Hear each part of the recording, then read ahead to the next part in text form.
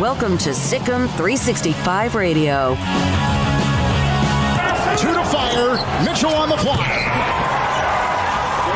Boy, Mitchell's having himself a game. Sikkim 365 Radio is presented by IdealMRI.com. High-quality MRIs for $497 or less. IdealMRI.com. Your health is important, so is your budget. Looking to the end zone. It's got to be a touchdown. Drake Dabney. The 3 o'clock hour is sponsored by Waco Custom Marketplace. Meats, sweets, Texas treats, and a cut above the rest. 425 Lake Air Drive, Waco. Purdy escapes, throws downfield, and intercepted. Kalen Barnes comes up with it. Now here's David Smoak, Paul Catalina, and Craig Smoak.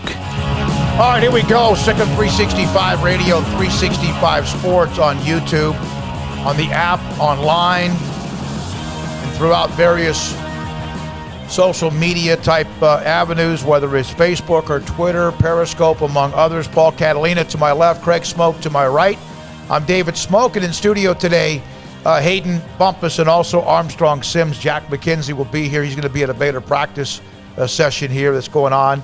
Dave Aranda was expected to talk today in the original schedule for Baylor football. Then yesterday it was after practice, and I wondered because of the news today that the NCAA report on Baylor would come out if Baylor moved that to yesterday knowing that the report would come out. That's not why.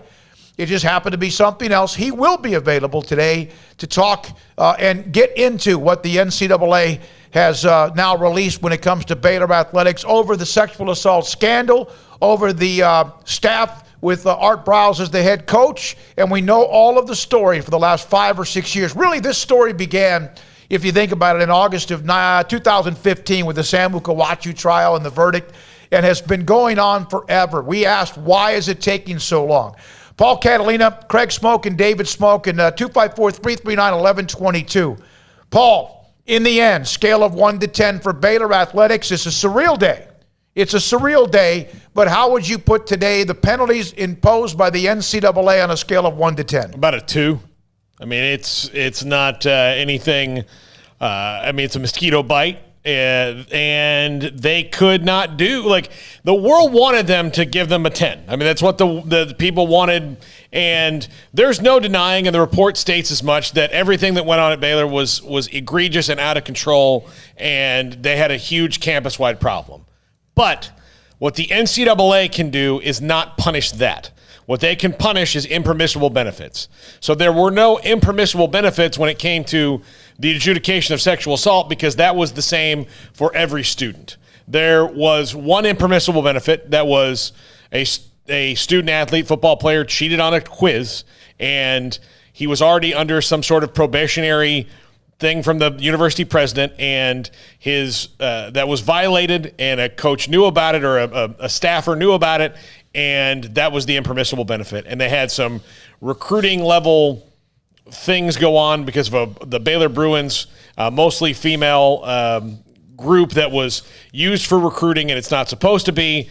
So that's what happened here. And yes, the meat on the bone that everybody wanted was the sexual assault things, but that's not what the NCAA does. And after North Carolina, which is an academic scandal with impermissible benefits were allowed to the entire student body, the same thing happened at Baylor. And then Penn State, which we saw, this was inevitable that it was going to happen with the NCAA. I have to say, and Craig Smoak is with us as well, as always, at 3 to 6. I thought that the NCAA, with very much of their teeth been ripped out in recent years, might have one more Hail Mary just to let everyone know. And I walked in today before 11 o'clock when they were about to release the information. Paul said, this is a nothing burger, and then kind of went over it with us. We're going to give you the penalties in a minute, but Craig Smoak here, your thoughts. This has been a 5 or 6 year deal. Overall, it appears as if, yes, there are penalties. Yes, it will affect recruiting in a way based on visits, etc. But in the end, this could have been so much more. And to me, Baylor can now today, in a surreal way, clean it, move on, and go forward. Yeah, I mean, this has been 6 years in the making. I think I saw where, one of the authors of that Texas Monthly piece, which I remember vividly that coming out, said that next week, I think, marks the 6-year anniversary. So it's not surprising that it's been that long, but also it kind of is surprising that it's been that long. I'm sure the people over on campus today are feeling an overwhelming sense of relief just to have some closure, to have some finality to something that has been going on now for a very long time. I do feel for those young ladies involved in this, because this is not a NCAA decision saying like, hey, nothing at all happened, like nothing happened at all. No, some stuff very much happened. It's just that, like we tried to tell people, 2, 3, 4, 5 years ago, the one thing that I always questioned about the NCAA's involvement in this is how are they going to get into the legalities of this? Because that is not their jurisdiction and not what they are supposed to be dabbling in. And this entire case was legalities and hearsay and he said, she said. And that's all that it was. So it was always puzzling to me that unless there was like some smoking gun of like, here's a handout of like $100,000 to a recruit, I just didn't know what the NCAA was going to actually penalize, because outside of somebody on the assistant coaching staff being involved, and we didn't have all the information at the time, I just didn't know strictly from the cases themselves how that was going to be in the NCAA's territory when it was clearly more of a courtroom thing, as that has played out. So I'm not shocked. I am a little bit surprised. I thought that there was a good chance that, maybe they tried to make an example of Baylor. We've seen them try to do that in the past, and maybe they've just swung and missed so many times in trying to do that to other institutions that they kind of realize maybe who they are now and didn't feel the need to have to go hellfire and brimstone to try and make a point. Now, obviously, a lot of people would have loved for them to have done that, and that would have led, I'm sure, to some response from Baylor, but that's not going to happen. It's out. It's done. Baylor's had their response now. Linda Livingstone's talked. Mack Rhodes has talked. So, yeah, just an overwhelming sense of relief, I'm sure, for them. I do, still wish for the best for the young ladies and anybody that was involved in any of the wrongdoings during this process. That cannot be forgotten. But there's a lot of people on campus today that had absolutely nothing to do with that in any way, shape, or form, including everybody in leadership, including everybody in charge of the football team. So I don't think they should have been punished. And I know that's a problem that some people have with this, is that it took so long that you couldn't really punish those who were around for it. But well, that means you would have had to react pretty much within 6 or 8 months. Yeah, and this was something that clearly had to play out a little bit. So, obviously a very complicated story. It wasn't as black and white as a lot of people tried to make it out to be, and it wasn't as clear-cut as a lot of people tried to portray it early on. But ultimately, like I said, I'm sure there's relief over there, and now people, as best they can move on. All right, the chat room is open.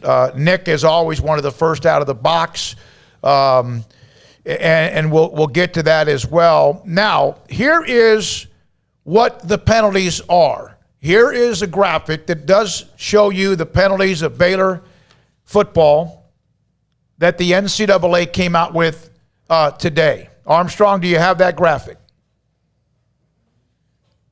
Here we go. All right, Paul. 4 years of probation, a $5,000 fine. Hold on. Yeah.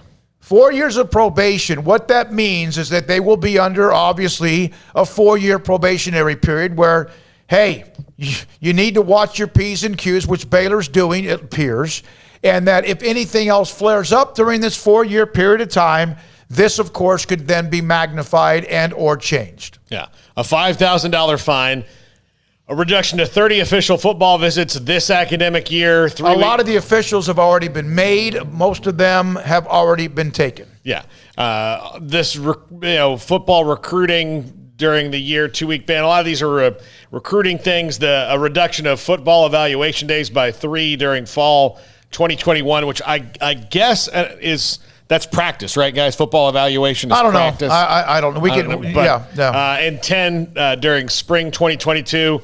a 5-year show cause order for the former assistant director of football operations. Now, there was a question about this, and Mack Rhoades today answered it. There were some reporters who wanted to throw a name out there, and Colin Shillinglaw, whose name had been brought up in a couple of text messages and some of the reporting during the last 5 years. And he was asked, is this Colin Shillinglaw? And he said, I can tell you who it's not, and it's not Colin Shillinglaw. And then someone, Tommy Witherspoon of the newspaper, asked if it's former Baylor quarterback Odell James, and Mack Rhoades said he could not comment on that, and so you can make the decision yourself. Yes, and a vacation of all records in which student athletes competed while ineligible. The university must provide a written report containing the contest impacted the NCAA media coordination and statistics staff within 14 days of the public release of this decision. According to Mack Rhoades on the Zoom, it was in 2011. It's 5 wins. Vacated. And that would be it. And I think so. That one will, Robert Griffin III and them were 10-3 that year, correct? So now they're 5-3. Yeah. So that's doesn't change that he won the Heisman. Doesn't change we know of as far as the Alamo Bowl. A couple of things I thought could be caught up in this, Craig, and it's one of the things I just thought of was that would there be a possibility they vacated those Big 12 titles? Neither one of them are going to be vacated. In fact, in a lot of ways, if you look at this, based on the NCAA's jurisdiction, Baylor has already been on probation for about 5 years, but none of what was thought of, the death penalty. Art Briles show cause, we're going to get into that, not a part of it. There were some damning words, and we'll get into that in a second. There is no bowl ban, there's no loss of scholarships, and so those things are not a part of the penalties for Baylor football. Yeah, I mean, just in terms of, taking any feelings out of it or any of that, and just looking squarely at the penalties that you mentioned, they couldn't have, wound up in a better spot. Truly, I was expecting something, even if the NCAA investigation didn't have much teeth to it. Regardless, I was still expecting them to, throw something out there that would be hurtful right away, which would be involving recruiting, which would be involving vacating championships, which would be, bowl bans. But the fact that they got none of that, basically, I'm shocked. I really am shocked. And I know there were a lot of people who, as this thing drug out, were confident that the longer it drug out, the lesser the punishment would be. Because at some point, again, next week marks 6 years. 6 years since that article that, blew the whole thing up came out. I just figured something was going to be in play. Scholarship reductions or just something. And I'm shocked. I really am. I did not expect them to get the death penalty. I always thought that talk was just completely absurd and a lot of hyperbole by people who were doing wishful thinking on social media. But I did think there was going to be something. And, yeah, technically there is. But in terms of college football fans and the things that to you would be the absolute worst-case scenario, none of that happened. Yeah, none of that happened. Yeah, and Craig, I was not shocked. I thought, I'm saying for 5 years that, nothing's going to happen. Well, I thought there was going to be something, Paul, a bowl ban or a couple of scholarships taken away or, just a thing, and there was nothing. In terms of those areas, it was far more hey, don't do anything again in the next 5 years or, that probation stuff. That's really what this is boiled down to. So, kudos to you for not thinking anything was going to happen all along. But like I said, I was expecting, just one of those areas to have been addressed, to just have the NCAA say, see, we did something. And they still did something, but obviously, it's not what opposing fans wanted to see, and it's exactly what Baylor wanted to see. And the only penalty that they are getting based on what happened 11 years ago, or 10 or 11 years ago. So 10. Talking 10 years ago. That's when that happened. So this was a day that ends a saga for Baylor and the NCAA, and it's been going on a long, long time. And I just think it kind of shows the absolute need also. One of the things we kept hearing, and what you'll hear from the Committee on Infractions in a little bit, we've got a 3-minute clip to play from them, but it shows the need for the NCAA to reassess their governance and rewrite their constitution, a committee that Linda Livingstone is on. And it's because they said, look, we'd like to make recommendations that institutions have different policies compared to this, that the NCAA can do something about it. But in the bylaws of the NCAA, the most egregious things that happened at Baylor, they can do nothing about. Right. That's what people need to take away from this. If this is not, Baylor's not saying they didn't do anything wrong. They're very much leaning into it and saying, yes, that they did. The NCAA is not saying that Baylor didn't do anything wrong. The NCAA is not saying that these things were not egregious and that they're terrible. What they're saying is, yes, that's all that, but this is not what the NCAA does. And it's good that they don't. I mean, that's not what they should be doing. Right. But there needs to be a new governance structure so people can understand that. Or if there are some sort of penalties that come out of widespread problems when you have sexual assault or drugs or whatever going on in your program, if the NCAA can do something with some actual teeth to it that matters, then they need to figure that out. Well, but I don't think they can. No, I don't think they can either, and I'm in agreement with you. There needs to be some, jurisdiction on the part of the schools and the NCAA, or, and this is partly why Greg Sankey has been, blowing the horn of just not being a fan of the NCAA and wanting to move away from it, because one of his biggest critiques was the just messed up process of investigations and how long they take, and at the end, it's all of this for basically nothing. More than not, and they just drag it out, and there's no real clarity on what actually is taking place, and you're not sure, what you might, you know what I mean? There's just too much uncertainty involved with the whole thing, to the point where it just doesn't even make a lot of sense, other than just when you get in trouble, the NCAA is the one that punishes you. And outside of that, it's totally gray. And it doesn't need to be that gray when you're talking about matters like this. So I'm with Sankey. I know they're going to have their big meeting or whatever, and they're going to figure some things out that they should have been figuring out for the last 10 years. Well, it's too little too late for that, I think. And I think today we'll just probably push forward further change as far as the governance of, the NCAA and college football or college sports. But, I'm just surprised. It's like you're waiting on it for it to finally happen. And then today it just dropped out of nowhere, just complete surprise. So, again, I'm glad that it's over personally, because this has been something that's been going on for quite a while. But, obviously there's some things that Baylor has had to look in the mirror over, and will need to continue to look in the mirror over and remember and make sure it never happens again and all that. I think the new leadership has come in and done a really good job of cleaning things up the last few years. But, that's still a little scar that's going to hang around for a while. And they got to make sure that it's one that fades and not one that, gets cut back open, because they can't afford to have anything else. They can't afford anything along these lines, period.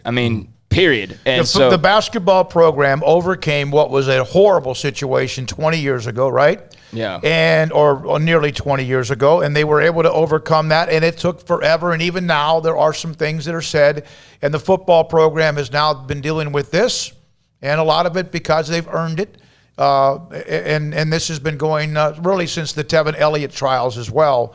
And then, of course, the really flared up in 2015 and 2016. I'm in a weird spot because on the one hand, I'm like, it is for, I'm sure, a lot of fans, a day of celebration. And I feel not like celebrating, but I definitely feel like, oh, man, that's great news for the school that we cover on a more regular basis.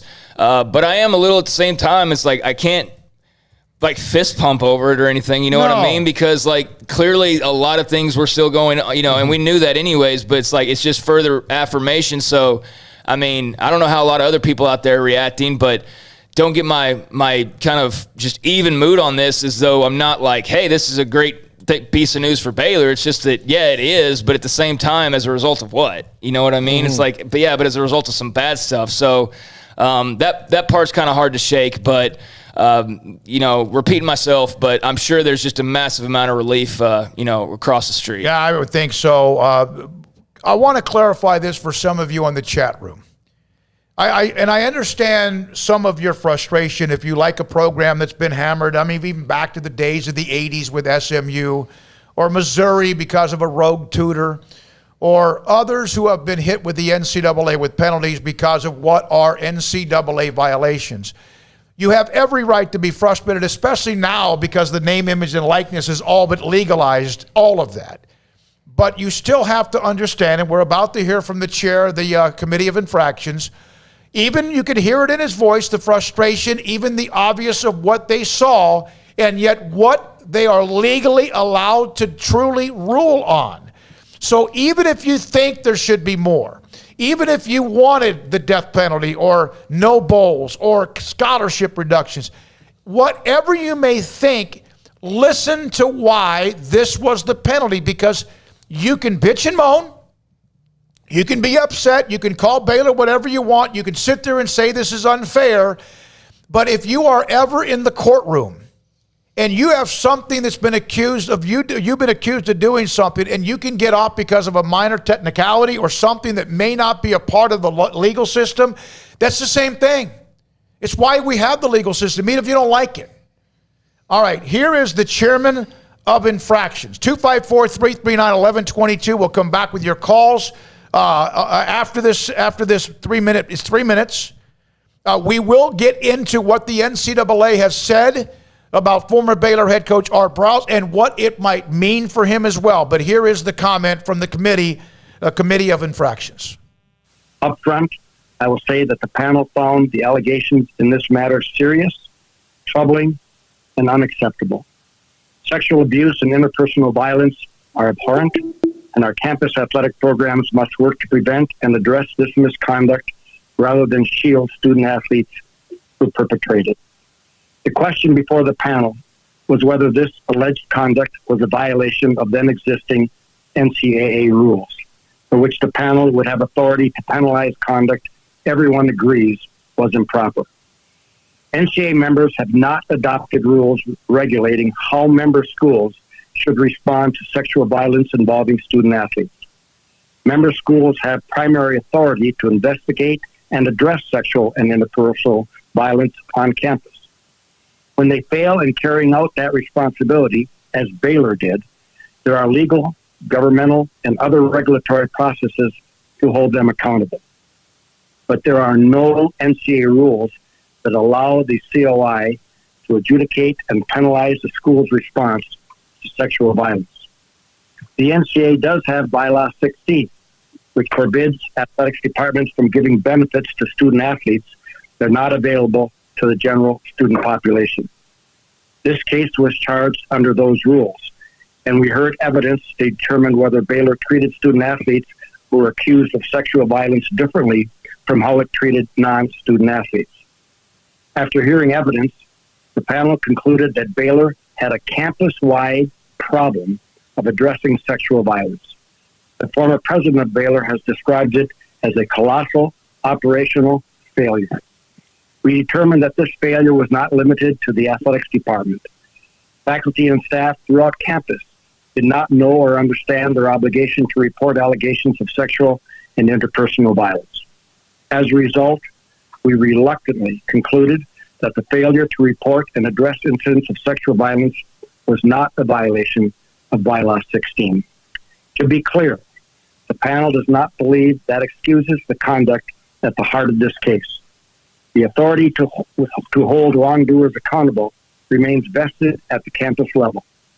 Baylor has undergone a separate investigation of its institutional response to sexual violence and took action to hold responsible persons accountable according to the evidence presented. And, as noted in the decision, there are other avenues, including the U.S. Department of Education's Office of Civil Rights and other state and local law enforcement entities, as well as ongoing litigation, through which this issue is being addressed. All right, so that is why they could only rule on whatever they did. It may frustrate you, it may not make sense to you, but this is the black and white of the NCAA. Will they at some point? In fact, Dr. Livingstone is going to be a part of that, the committee that was formed that she's going to be a part of. And by the way, if you watched her today, she and Mac Rhodes, if you watched Dr. Livingstone today, and Mac was great too, but you could tell she was crushing it today. And that's why she's been invited to be a part of it. I think that she now has been through this, has seen what it does to a campus. the ins and outs of it, the repercussions.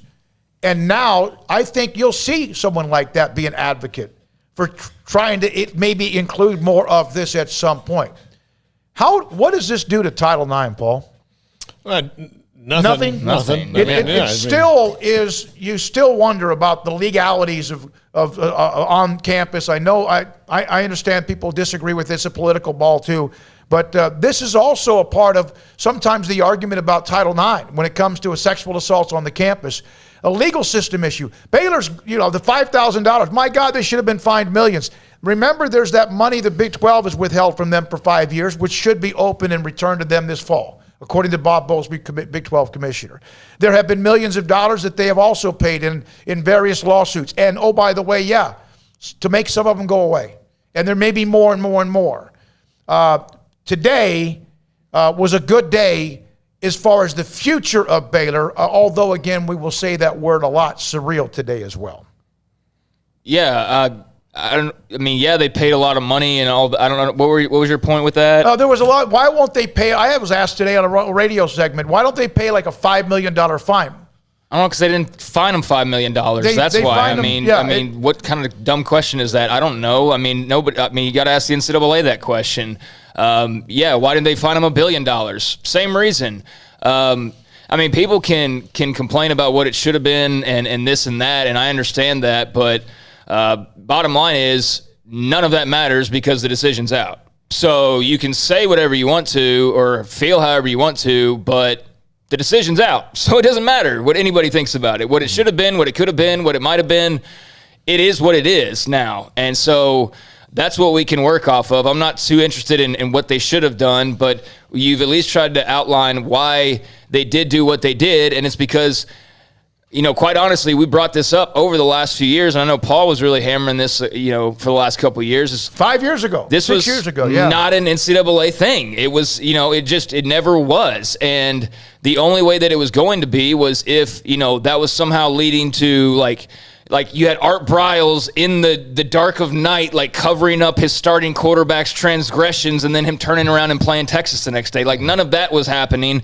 There were issues that were happening, but I think that so much of it got played up in the media that I still don't know how many people even know like exactly what really happened and, people's certain involvement in it and all of that. But regardless, there were bad things that went on. Like we said, we never, ever said that wasn't the case. It was just to what extent. And that we didn't necessarily know.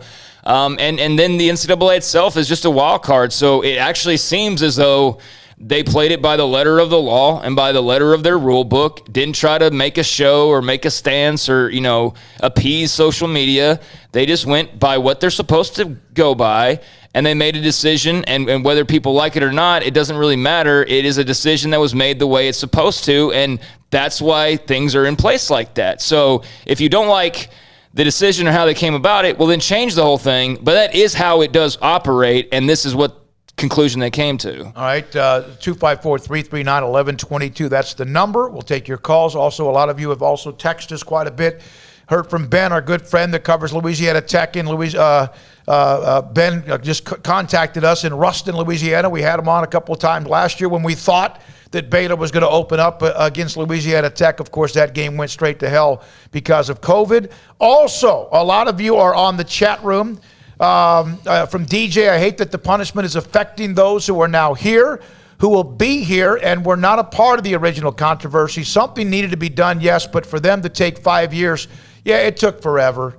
It took forever. And they actually explained that. They said that, hey, COVID-19 was a factor, and what was their other? The changing in all of their leadership structure and everything was another factor. And I buy that to an extent. COVID's been around less than 2 years. This thing's been going on for 6. So they had a 4-year buffer where at any time they could have wrapped this thing up, and they didn't. So I'm not buying the whole, the last 2 years went to hell, and that's why. No. You had time before that. But regardless. Well, considering that the one penalty they do get regarding an actual football player happened 10 years ago. That thing probably popped up pretty early on. If only they would have had, a couple more years without COVID to add on to the 8 years they had on that particular. Like when you start breaking it down like that, it's pretty silly. But yeah, it's it's a big day for a lot of different people, good, bad, and otherwise. And I'm interested to hear what people think. There were a lot of people, a lot of columnists who wrote a lot of things, and a lot of people that wrote and spent time here and covered the story or whatever. And you could almost sense in some cases how some of them are disappointed today. That's fine. From Wade, just from reading, the punishment is essentially the NCAA saying they shouldn't handle matters like this. Should be the Department of Justice. Wasn't a competitive advantage per se, which the NCAA otherwise would regulate. Now, what does this mean for Art Briles, Baylor football coach who took them to the Big 12 championships in 13 and 14 and turned the program around, who has not been hired by anybody except Mount Vernon High School and a semi-pro team in Italy? What does this mean? His name has been toxic. Some of you hate him. Some of you think he's an awful human being, that he's evil. He should go to hell, as somebody in a radio show has said before. It's a freaking radio bit, yeah. At the same time, here is what the NCAA said today involving Art Briles, who did not get what could have been a damning 5-year show cause. One former staffer was given that, but here is the NCAA's comments about Art Briles. I printed it out for you. Okay. All right, here we go. And I'm not going to read every word. The analysis did not end here, however. The panel also considered whether the head coach's own conduct, not the conduct of his staff, demonstrated that he failed to meet his responsibilities. Panel gave careful scrutiny to the head coach's handling of specific instances of alleged sexual assault, interpersonal violence, threats of violence that are at the center of this case. In each instance, when the head coach received information from a staff member regarding potential criminal conduct by the football student athlete, he did not report the information. He did not personally look at any further into the matter. He generally relied on the information provided to him by his staff and likewise relied on them to handle the problems. His incurious attitude toward potential criminal conduct by his student athletes was deeply troubling to the panel. As one panel member observed at the hearing when questioning the head coach's lack of response, a lot of these things we've been talking about, they're not NCAA violations or university policy violations. They're felonies. We're talking about rapes and physical assaults. The head coach failed to meet even the most basic expectations, this is the NCAA, on how a person should react to the conduct at issue in this case. He completely failed to meet the standard. However, there is no linkage between his conduct and level 1 or level 2 NCAA violations. The Committee of Infractions never before concluded the head coach responsibility violation occurred when there was no underlying NCAA violations. The panel makes no determination as to whether an allegation or conclusion would be appropriate in the future case. Under these specific facts and circumstances, the panel does not conclude the head coach responsibility violation occurred. Which is, okay, what we've been saying for years. Did Art Briles deserve to be fired? Yes, and you see why, because he did not react to these things. Now, when it comes to the NCAA, they're telling you that none of this stuff that he did not react to is under their umbrella. They can't do anything about it. They did not like the way he reacted to it. Clearly, the way he reacted to it was wrong, and nobody's saying that. Now, there comes the dichotomy in Art Briles. Did he deserve to be fired? Yes. Does he deserve another opportunity? That remains to be seen. Both things could be true, and this does open the door for a university to hire him without a show cause penalty. Will one of them do that? I don't know, because he's essentially been under a show cause anyway. I'm not trying to steal people's jokes off of Twitter, but I had the same thought. I mean, the moment Hugh Freeze is out the door at Liberty, Art Briles is going to be their head coach and reunite with Ian McCaw. I wouldn't be surprised to see that. Now, as far as interest elsewhere from other people, I have no idea on that, and it really doesn't matter to me. That's all water under the bridge as far as I'm concerned. So whatever he ends up doing, that's his tale to tell. But I think what we said all along, and we have lots of new listeners, and so you wouldn't have heard this, especially when we were at a different place talking about this 5 years ago. But there was no doubt that you could not use the excuse if you were Art Briles of like, well, I just didn't know. Well, it's your job to know. Like his reasoning in the very beginning was, well, I didn't know about this. Well, yeah, because you basically delegated and handed off the knowing to people around you so that you didn't have to know, therefore you didn't have to act, and therefore you could claim ignorance on, or claim no knowledge whenever something popped up. That's a terrible strategy to use, and just the ethics of that are troubling. So I think from that point of view, he was very much guilty because he should have been in the know on everything going on in his program, especially matters that are involving potential law enforcement or school conduct violations.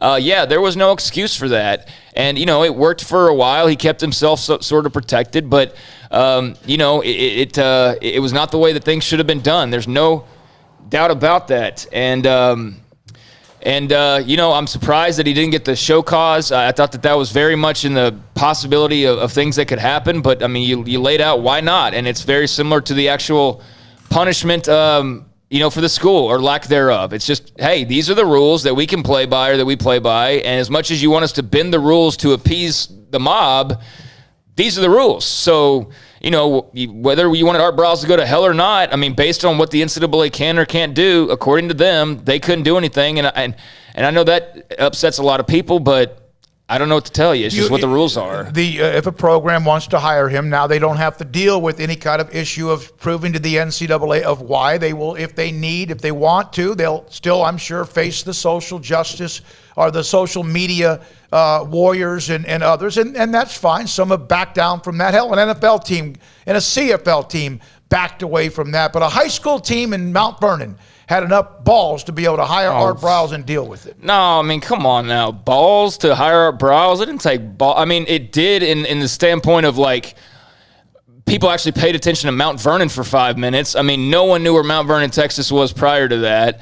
And, yeah, it took, I guess, balls to, hire a guy that... It took what I mean by that is that to hire him and keep from, like, saying a week later, oh, my God, we made a mistake, we can't do this. Yeah, but, okay, you're absolutely right. I just have a minor issue with the way you say it because it almost sounds like a compliment, and it's not at all a compliment that they had the balls to defend this guy when clearly there was a lot of toxicity surrounding him and act like nothing had happened. So, yeah, they did.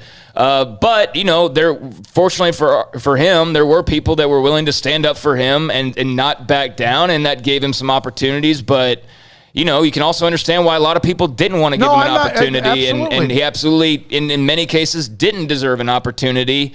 But yeah, sorry, right. I just the way you said that. I think what the superintendent did took a lot of what I said. And then on top of that, he did face the backlash once the word got out, which I remember back on 4th of July a couple of years ago or 2 or 3 years ago.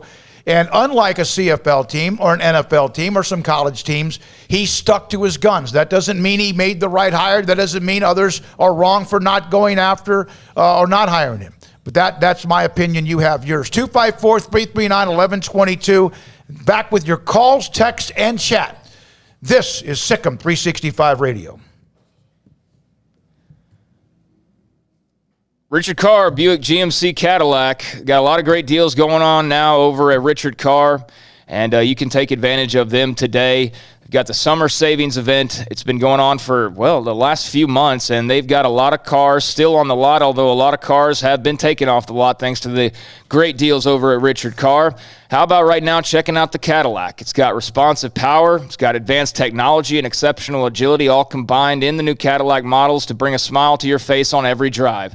At Richard Carr Cadillac, they will find the right one for you, whether it's smooth and powerful CT4 sedan starting at only $33,395 or the XT4, XT5, or XT6 lineup of SUVs in the style and size to fit your lifestyle. Or you can get back on the road with the space, safety, and luxury of a Buick. Right now, well-qualified buyers get 0% financing for 72 months on most 2021 Buick SUVs, and they're also loaded with premium pre-owned cars and trucks, all of them priced to move, and all of them having gone through a 172-point inspection before ever hitting the lot. With dozens of lenders, Richard Carr says yes when others say no, and 100% credit approval is always the goal. And they're also your local hometown dealership, so give Richard Carr Motors a chance to earn your business with great prices, free oil changes on new cars and trucks, and superior service after the sale. Come by and take a test drive or let them bring the test drive to you. It's a summer savings event going on all month at Richard Carr. They are owned, operated, and run by loyal and proud Baylor Bears. Since its inception, Pickup Outfitters has remained politically neutral. We love trucks of every persuasion, not just red and blue ones. But people keep asking us where we stand, and for this one time, we're going to break our neutrality. We oppose any government intervention or legislation to end truck nudity. We believe in the American right to drive nude vehicles. We think it's disgusting, we fight it every place we can, and we want to end it, but we want to end it the right way, peaceably. Therefore, we call on Congress and President Biden to respect the rights of truck owners. Our founding fathers didn't own a truck, but if they did, I bet they would have put a bed cover and running boards on their truck. The right to keep and bear your truck the way you want is fundamental to the fabric of this nation, and we believe in that right. So we urge you to come and take it at Pickup Outfitters, 220 Lake Air Drive in Waco. On the web at createacommotion.com. At Ideal MRI, we feel blessed to be a part of the Waco community. We're a small family business right here in Central Texas, and our goal is to bring down the cost of healthcare while maintaining high quality.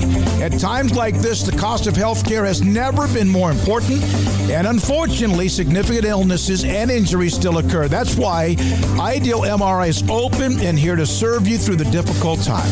We offer premium MRIs just like a hospital with state-of-the-art technology and specialists, but you'll pay less.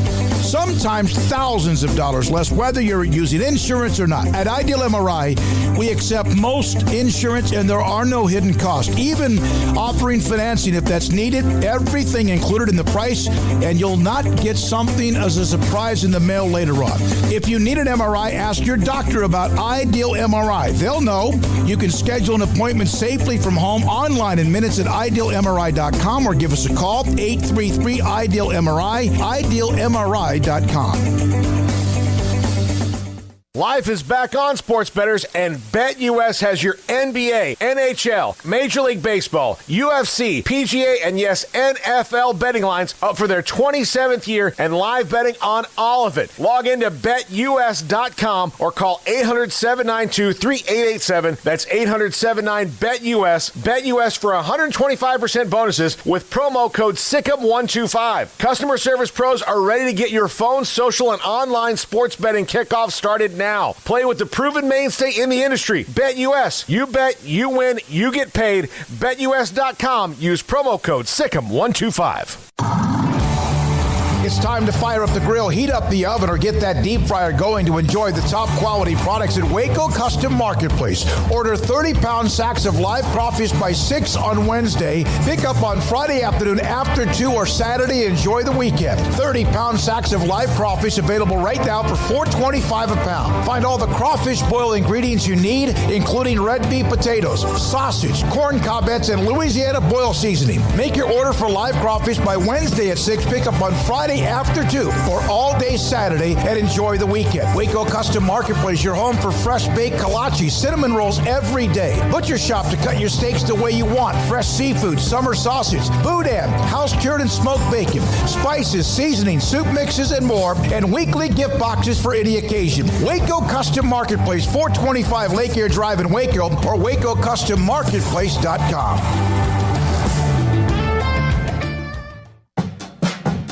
Welcome back to Sick'em 365 Radio. Are you a Sick'em 365 superfan?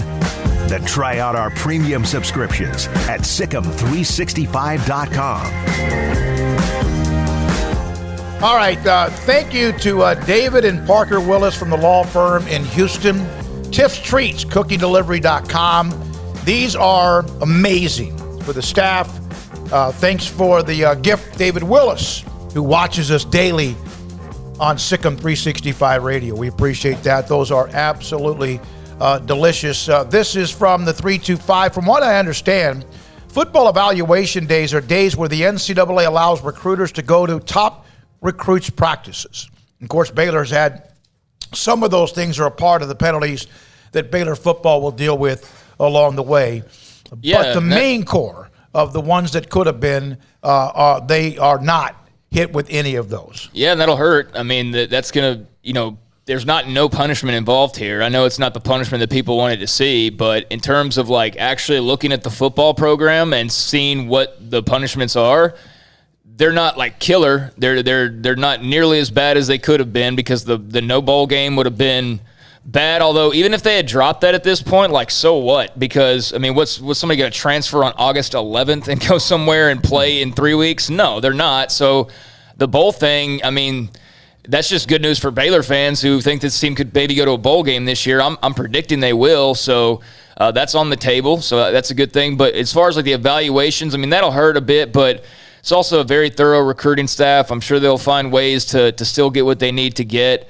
But yeah, you take a loss of some evaluation time, or a lack of certain times for visitors, the 3-week suspension that they have for visits or whatever it was. I mean, you'll take that all day over the alternative of 2 scholarship losses or 5 or 10 or whatever it might have been, and a bowl ban and whatever else could have occurred. Yeah, you're absolutely breathing a sigh of relief if you're Dave Aranda. Well, and look, given the fact that we just came off of a year where none of that was going on, even if it was legally, I mean, like nothing was happening. There were no visits. I would think that they could navigate around that a little bit more because they know what they're doing. So, yeah, this was on a scale of 1 to 10. It was about a 2. I mean, and a 2 because of that those recruiting things. If those aren't in there, honestly, if the recruiting things aren't in there, which I believe that's probably the punishment that comes out of the Baylor Bruin thing, where they had a mostly female group that was charged with it's campus tours and things like that, but were used in recruiting and instructed what kind of clothes to wear and all that. That is now, under like Title IX, and it's a violation of the NCAA rules. So I think most of that came out of that punishment, and then the rest of it was again this player cheating on a quiz. All right, 254-339-1122. Calls coming in. Also the 512. It took balls to hire a guy for a high school coaching position who had previously enabled a culture of sexual assault. That's not balls, that's enabling. Thanks for the text. Appreciate your time. Yeah, 512. And I think where I was coming from in my disagreement just with the way you stated that was like, when I think of balls, I think running into a burning house, saving a child takes balls. Like that's how I take that. So to me, what that guy did, wasn't showing ball. I mean, it was showing, I don't know what the proper word is it was showing some strength, I suppose, to not cave in, and that was your overall point more so than anything else. But it's not admirable per se that he didn't cave in, given the circumstances and what he was refusing to cave over, because people who had legitimate gripes over the hiring of Art Briles. But I think ultimately, I'm sure there was a personal relationship there. But that guy also saw, I can hire this guy and he's going to win a bunch of games and bring a bunch of attention. Sure. The attention part of it, yeah. I mean, most people who hire coaches, you think hire them because they're going to win games. The attention, of course, comes with more. Few of them rather than a hire that happens. There's 220 of them a year. Sure. I don't want to get stuck on him. No, we don't. We can move on. I want to move on. I'm just saying that you could have hired anybody, and you hired him for a very specific reason, and it was to win football games. And I know that's why you hire all coaches, but you did that despite that. So I know what you're trying to say, it's not trumpeting him up, so to speak. All right, let's go to the calls. Okay, 3 calls and then a break. Jay in San Antonio, you're on the BetUS caller line. Thanks for your call. Yes, sir. Am I on? Yes, you are. Yes, sir. I just want to say I think that today's report shows that this was a campus-wide issue and nothing to do with Art Briles. So it really concerns me that as a group that we're saying that Art Briles did something wrong when he was being given this situation and he tried to address it. He didn't address it necessarily the right way, but to say he deserved to be fired, I think is wrong. He has not only elevated Baylor, and with football, but he's also been a good character. So I really am concerned that y'all are saying that he's like this bad character that deserved to be fired. He's been wonderful for the university. Okay, hold on. You need to listen to us. Yeah. You appreciate your call. Please listen to what we actually said. Look, Jay, I have said for the 5.5 years that this has been going on that absolutely Art Briles should get another chance to prove himself, because I believe that's America, that you should be able to do that. I think that's the world. People deserve that if they, deserve one. I think he deserves one. Now, what I will say is he had a total lack of leadership in this situation. The NCAA report highlights that, and saying direct conversations and direct things, they had testimony from him, is that he did not do enough. He did not react in the proper way when these things were going on underneath his watch. He was the leader of that program. Yes, he brought a lot of notoriety to Baylor, and I don't think Art Briles is an evil man, but his blind eye that he turned to this is why he deserved to be fired. That's why he deserved to be fired.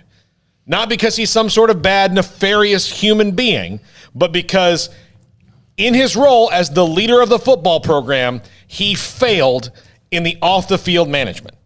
Completely failed there. And that's why he deserved to be fired. And, there's no real equivocation on that from anyone. I mean, everyone pretty much believes he deserved to be fired. Does he deserve another opportunity? I wouldn't say everyone. People. I would say there are a lot of people that feel like he should have been fired. Some that feel like he should have been fired, but an opportunity to come back. And now that might be possible. I don't know. And there's some that feel like he should not have been fired. That Baylor's Board of Regents set all this up when they themselves knew about the culture on campus. Think about I know that the victims have to be given a lot of attention here, and still do, and they are, and some of them are in lawsuits, and some of them have been through those. But think about how many lives were affected. I understand victims, but many others who have been attached to this, who have had their integrity questioned and crushed. Think about where Sean Oakman is. He lost an NFL career, and I understand he was a part of a rape trial. He was found not guilty. He lost his NFL career. I'm not condoning any of that. I'm just saying that there are ways that people can look at this as if Art Briles should have been fired. That's an argument that will go on forever. Yeah. Yeah, I just want to say to that, they don't owe him anything, though. Just because he was a good football coach for a few years doesn't mean that they owe him now 6 years later after all of this mess that he did have a hand in, not entirely by himself, but he did have some role in. He did. And the university did ultimately as well. So, yeah, I don't even want to make it about him, but I know some people will. But, let's just hear what everybody else has to say. Yeah. T-Rex, thanks for holding. You're on the Bet US caller line. Thanks for your call. Hey, guys. Your favorite, maybe your least favorite dinosaur, I don't know. It doesn't really matter. Today, for some, is a terrible day, and for many others, it's a great day. Regardless of where you stand on this matter, regardless if you're a Baylor-connected person or just somebody who read an article from ESPN back 5 years ago, we all have opinions, just like we had opinions on Penn State, et cetera, right? It's done from an NCAA standpoint, unless somehow we screw up in the next 4 years under probation, right? But this issue, pretty much, it's wrapped up. There's lawsuits out there. There's the Texas Education Board or whatever it is that, investigation, Texas Rangers, all the individual lawsuits from the Jane Does, et cetera. Those got to play out in court. Those don't affect the football team as far as I understand. That's a Baylor issue. But if we're talking strictly sports and how it impacts the team, it was 6 years too long, but hey, it's finally freaking over. Okay? I feel for all the victims, and I've said this for 5 years. Whoever was, at fault needs to be crucified and hung out to dry, and I'll be the first person to put a nail through them on the cross. But we don't know specifically what happened or what didn't happen, but the NCAA did their job. As much as I hate the NCAA and how long it took, they made it very clear, just like at UNC and other places, that they can only rule in athletics, and that's what people just need to accept. Unfortunately, they won't, because they want Baylor to burn for whatever reason. But it's over, and we all need to just take a step back, read the report, and understand, put our biases to the side, and just understand that it's done. And we got to, whether you like the punishments or not, I think the punishments are just like you, Paul, like a 2. Hell, they may even be a 1 on the scale. But they are what they are. I'm happy with them because I'm a Baylor fan. I really feel for all the victims, hope that they find the closure that they need, and that whoever is at fault, if you were the person who did something to them, that you get brought to justice at the end of the day. But, hey, we got a football team that's still going to be playing on September 4th, and if you're a Baylor fan, You can be upset about it. You can be happy about it. But the one thing that we can all be united on is that there's football on September 4th. Let's get going. We didn't lose a bowl game. We may lose a couple wins in 2011. Whoop-de-doo, who cares? We still won the Big 12 in 13 and 14, and we're going to go win the Big 12 in 2021. Sick 'em Bears. I love y'all. Appreciate the coverage. Hang in there, Baylor fans, because we've got through this one. We can get to a lot more.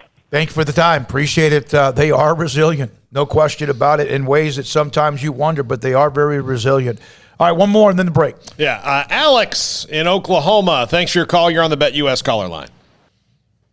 Hey, so I am actually very, being a Steeler fan, I'm very, agreeing with the penalty that Baylor got. Oh. Lost you? Well, I think we lost. Did we lose the connection, Armstrong? I still got it here. Yeah, we lost it. Okay. All right. You want to come back with him? Or yeah. If, in fact, you're trying, I don't know if you'll be able to hear us or not, but if you were on, we lost the connection for some reason. We're going to take a break here. We have a break, and we have Ari Wasserman of theathletic.com. He's a national college football writer. I had originally scheduled him to talk about the national picture of college football, Ohio State, the Big Ten, and much more, with realignment still in the picture. But obviously today, with the news of Baylor and the NCAA, we'll ask him about that as well. David Smoak, Paul Catalina, and Craig Smoak, and this is Sick'em 365 Radio. IdealMRI.com, they can save you hundreds and possibly thousands of dollars because their MRI machine will find out what hurts you so badly that you cannot function. You cannot sleep, you cannot work, you can't even eat, because sometimes something that's torn, shredded, ripped, a muscle or a ligament can be that painful. I've had a torn rotator cuff, a detached bicep before, and I remembered sleepless nights. Or hard to get to sleep nights. It's hard to walk if you have something in your knee. Maybe something else that could be a muscle or a ligament in your body, and your doctor, your orthopedic surgeon wants an MRI. So you know what you tell them? IdealMRI.com. In the Central Texas marketplace, just off of 35 in the southern part of Waco. State-of-the-art technology. And again, $497 or less every single time you get an MRI, when the average MRI costs $1,100. You can do the math at IdealMRI.com. Make this the summer sales event is going on now at Allen Samuels with the all-new 2021 Jeep Grand Cherokee L. Now arriving and in stock. This beautiful, rugged third-row seat carries the prestigious Jeep heritage. The 2021 Jeep Grand Cherokee Laredo or Limited. You pick. Have total values of $2,750 or 0% for 48 months, plus $1,000 in bonus cash. Allen Samuels. Come by. Let's be friends. See dealer for details. All offers have credit requirements. Boots add protection. Good boots help you climb better and move forward faster. And when your son or daughter steps into the boots of a U.S. Army officer, they also learn how to lead. In these boots, they'll gain more confidence with expert training in one of more than 150 occupational specialties. In these boots, they'll stand a little taller and lead a team with diverse backgrounds and areas of expertise to successfully accomplish whatever challenge comes next. In these boots, they'll earn respect with valuable experience from day one that will give them solid footing for success into the future. Highly qualified candidates who earn a spot on our team can receive comprehensive health care coverage, college tuition assistance, and a bonus of up to $40,000. See all the things your son or daughter can achieve in our boots at GoArmy.com. U.S. Army Waco Recruiting Company, 254-598-8131 or 254-776-1543.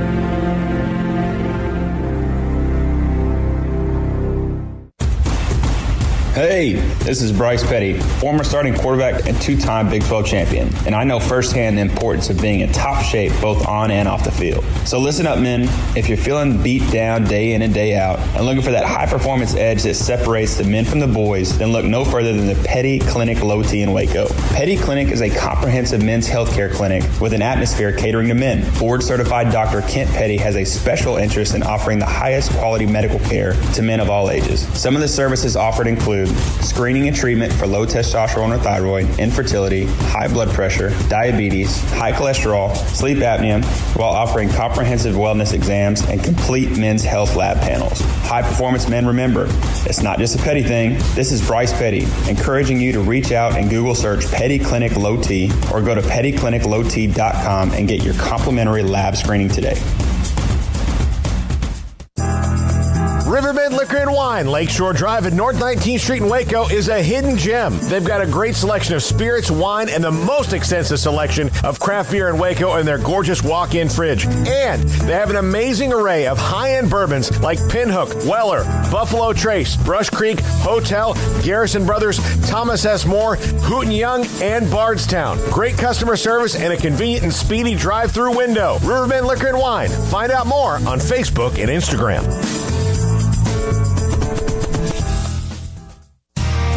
How did Edward Jones become one of the biggest financial service companies in the world? By not acting that way. Financial strategies, one-on-one advice, it's a big difference. And that's why Brad Wilson, your Edward Jones financial advisor, makes sense of investing. Experience the difference for yourself. Brad Wilson, 250 Sharon Drive in Woodway, 254-776-4337. Edward Jones, member SIPC. This is Sikkim 365 Radio. Text us at 254-339-1122. The Sikkim 365 Radio text line is sponsored by Riverbend Liquor and Wine, with the most extensive variety of craft beer in Waco.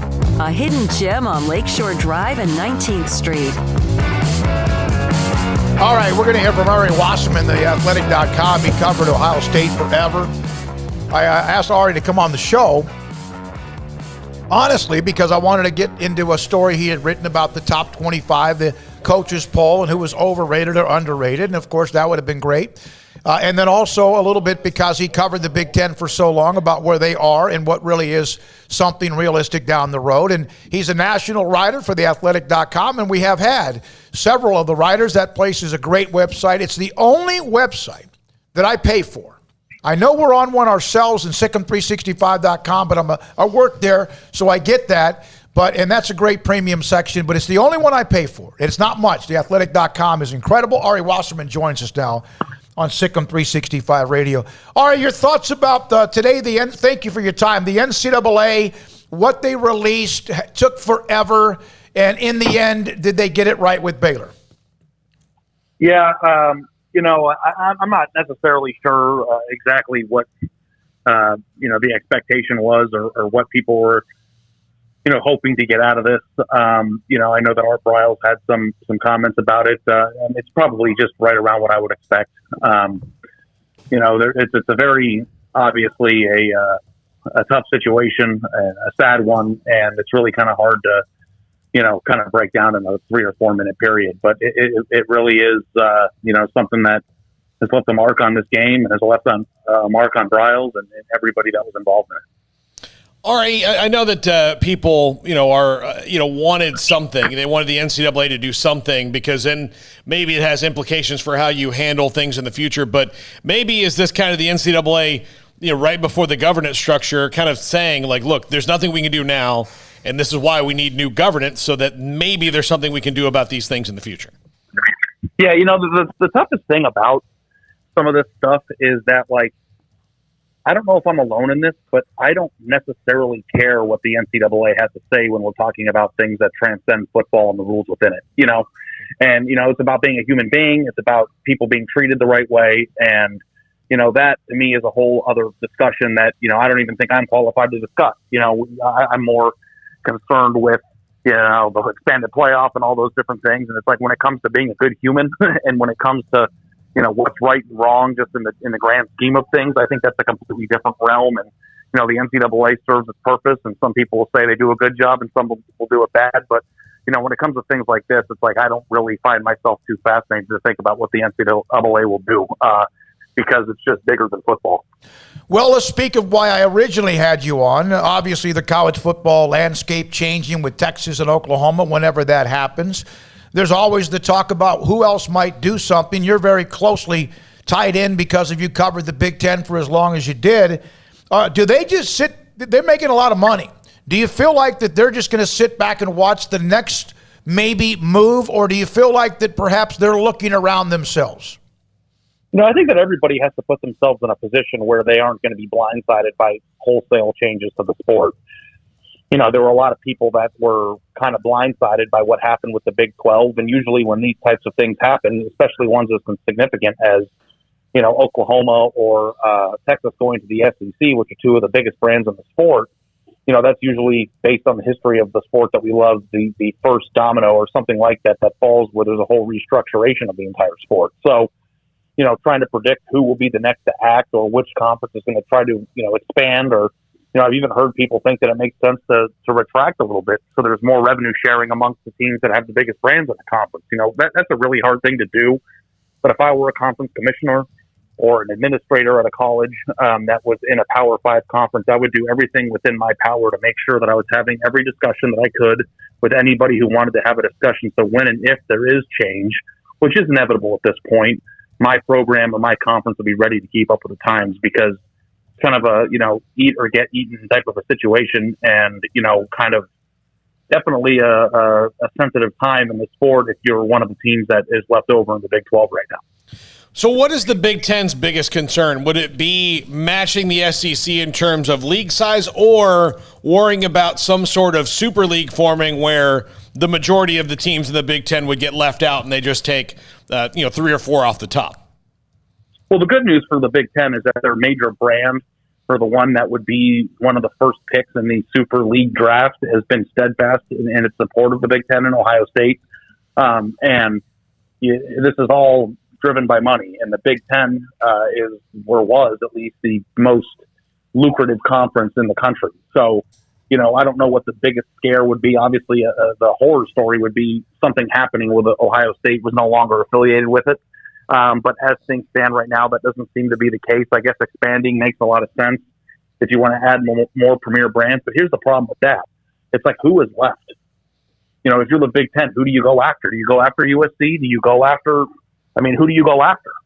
And if you're in that situation, then it's just kind of impossible to do. So you're prudent and you keep up and keep track, but you're not necessarily in a position to be aggressive right now because there's no one really out there.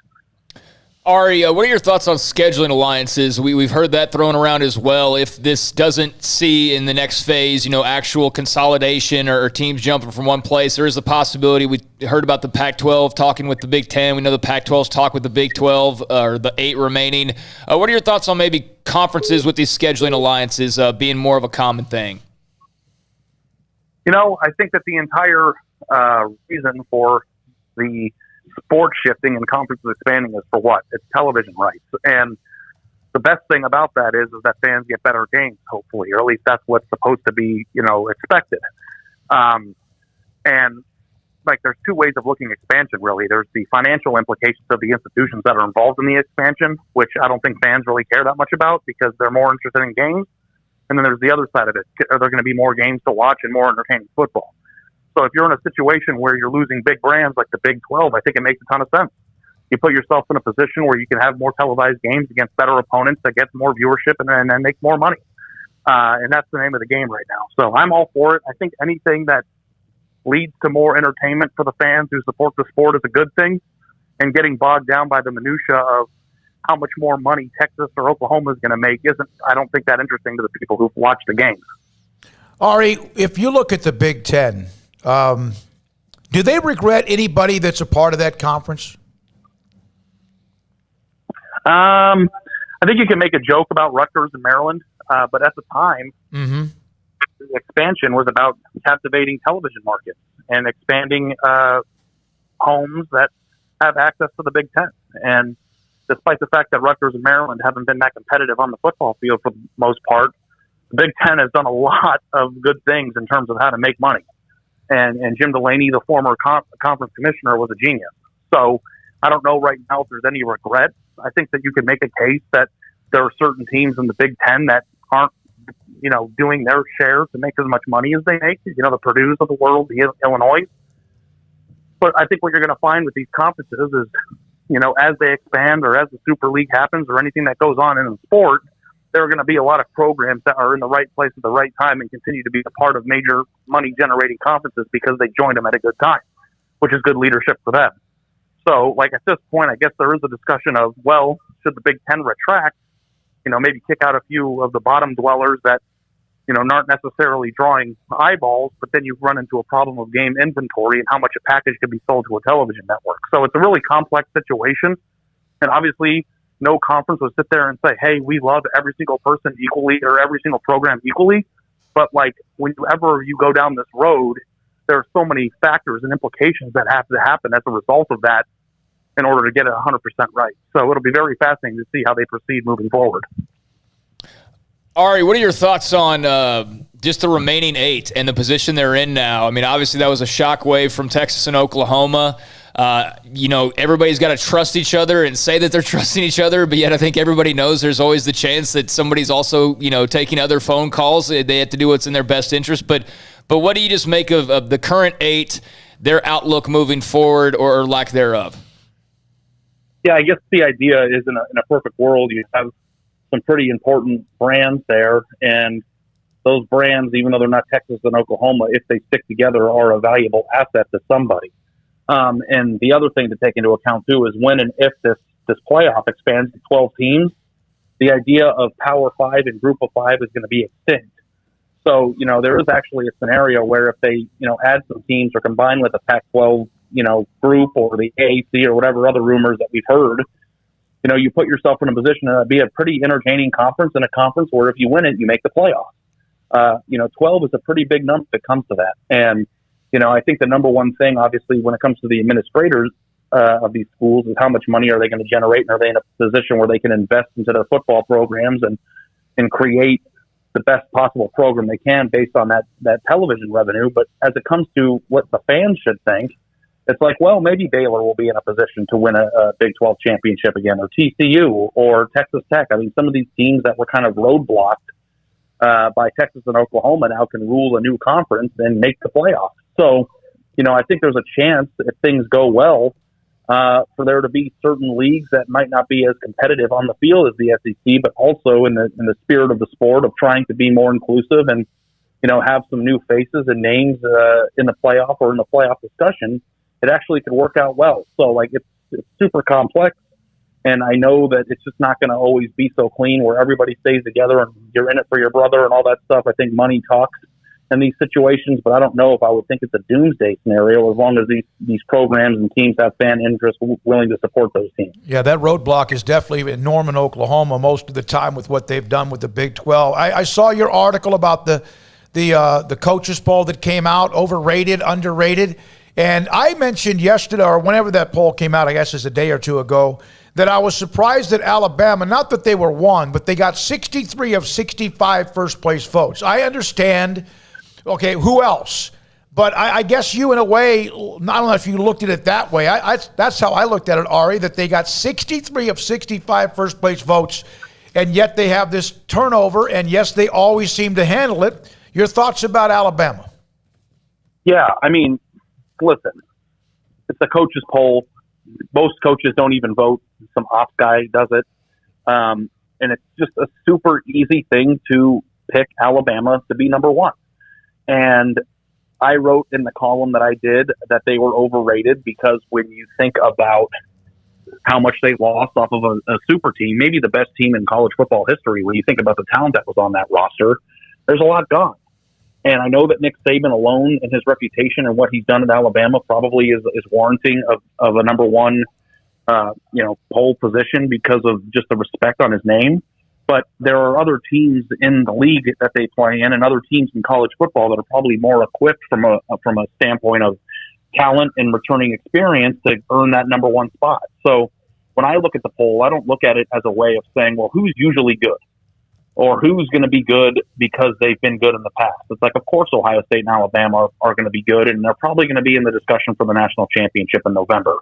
But as things stand right now, I would have put Georgia number one, based on having a returning quarterback with experience who was a five-star prospect, addressing some needs in their secondary, and having a ton of returning talent. And, it's just there's multiple ways to look at it. And when we get the context of more games and more results, you get put in a position where you have more information to make these rankings. But as we sit here in mid-August waiting for the games to start, the best that we can do is, use what's actually on these rosters to try to figure out, hey, who should be number one? And Alabama is certainly the number one program in college football, but I'm not necessarily sure they've earned the right just because they're Alabama to be number one in the coaches poll. The good news is it doesn't mean anything. It has no bearing whatsoever on what happens on the field, and it's more off-season fodder.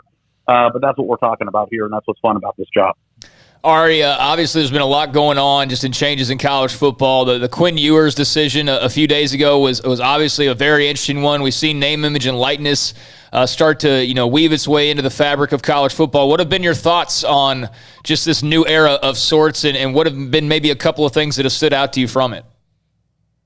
Just that some rules are stupid, like high school football players in Texas not being able to benefit off their name, image, and likeness.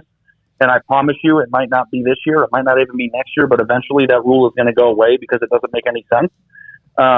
If a person has the ability to earn money from anybody doing anything within the realm of the law, I think it's very un-American to pretend like they shouldn't be able to make it based on rules of athletics that don't really make any sense.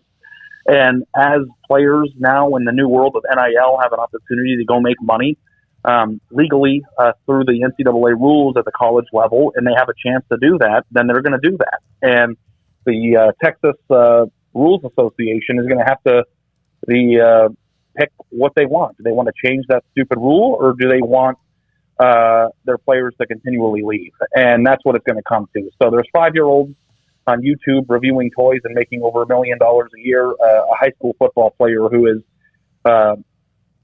as marketable as Quinn Ewers certainly deserves any check that he can get, and I don't blame him for doing what he did, even if it was only part of the reason he went to Ohio State early. Ari, thank you. Appreciate your time. Have a great week. Yeah, anytime, guys. Thank you. Ari Wasserman, the Athletic College Football, at Ari Wasserman on Twitter, national college writer, covered the Big Ten, Ohio State for a long, long time. On the part about Quinn Ewers, and I had another coach tell me this. I say another coach, I've had a few coaches. It's it's a very unique exception to what probably happens, although in this year alone, we've seen a player opt out of his senior year because he didn't want to deal with an injury. A hell of a player, Jaden Blue from Kane High School. A Texas commit. And now Quinn Ewers, who's an Ohio State, not only commit, now he's going to sign, he's on campus. And I still think that's the exception, but this was I never thought in my mind that I would ever see this. Just like I never thought in my mind I would see athletes getting paid at college, and now we see them getting paid in different ways. So time changes. There's nothing preventing it. And, as you heard Ari say there's nothing against it. I mean, it is weird. I do think it's weird that a high school quarterback is leaving early to go make money in Ohio. I just think that's just a strange thing that if you would have said that 10 years ago, people would have flipped their lids and been like, there's no way. And yet here we are. So, other than just finding it odd because it's such a break from what we're used to seeing, there's no argument against it. Well, there's really not. And I'm just curious for some of these guys because I don't think it's going to be like next year 100 guys are doing this. I think it is always going to kind of remain with the top elite blue chip players. But,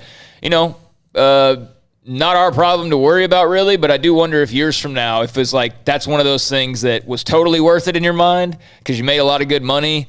Or if, maybe you look back on it and you're like, you know what, but that's for them. And that's why that's such an important decision with, hopefully some people who have your best interest in mind have an input as well. He is a generational talent. He's on top of anyone you hear about what kind of ability he has. Whether we see this next year or yet again before the end of the year remains to be seen. And here's the deal. The UIL essentially made a rule that excludes about 10 kids from making money.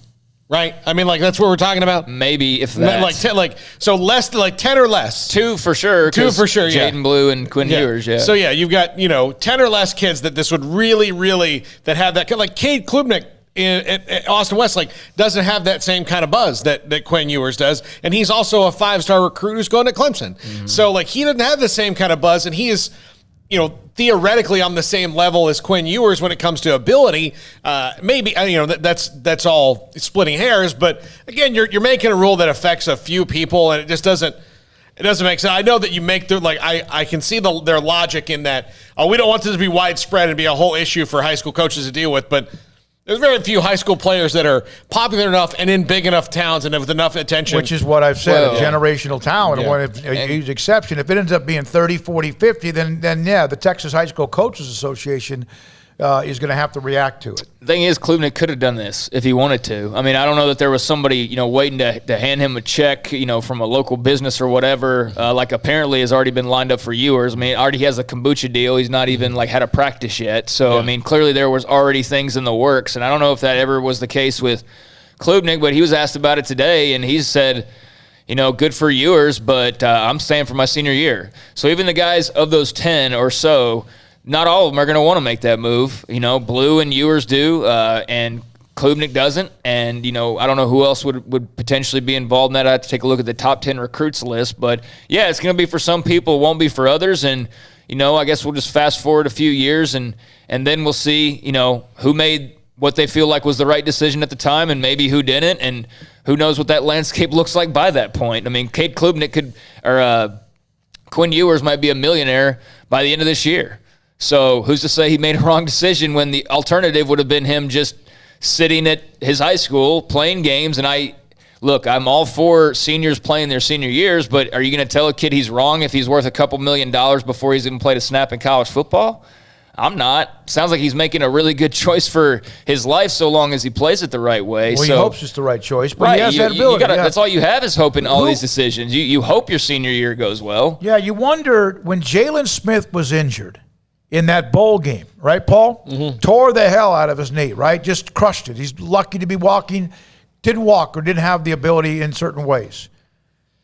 That started the opt-out, right? I'm not sure if anyone had done that before then. Had anyone opted out before Jalen Smith? It shed a big light on it. I don't know exactly if that was like the start of everything, but it definitely shed a big light. Yeah, but think about since that time. Then there may have been 8 others that had done it, but it started a trend of those going, and agents, I'm sure, whoa, Jalen Smith, he was going to be a top 5 or 10 pick. He's making a lot of money now. Whether he earns it or not, I don't know. But now you see it all the time. And then it was, athletes should get paid.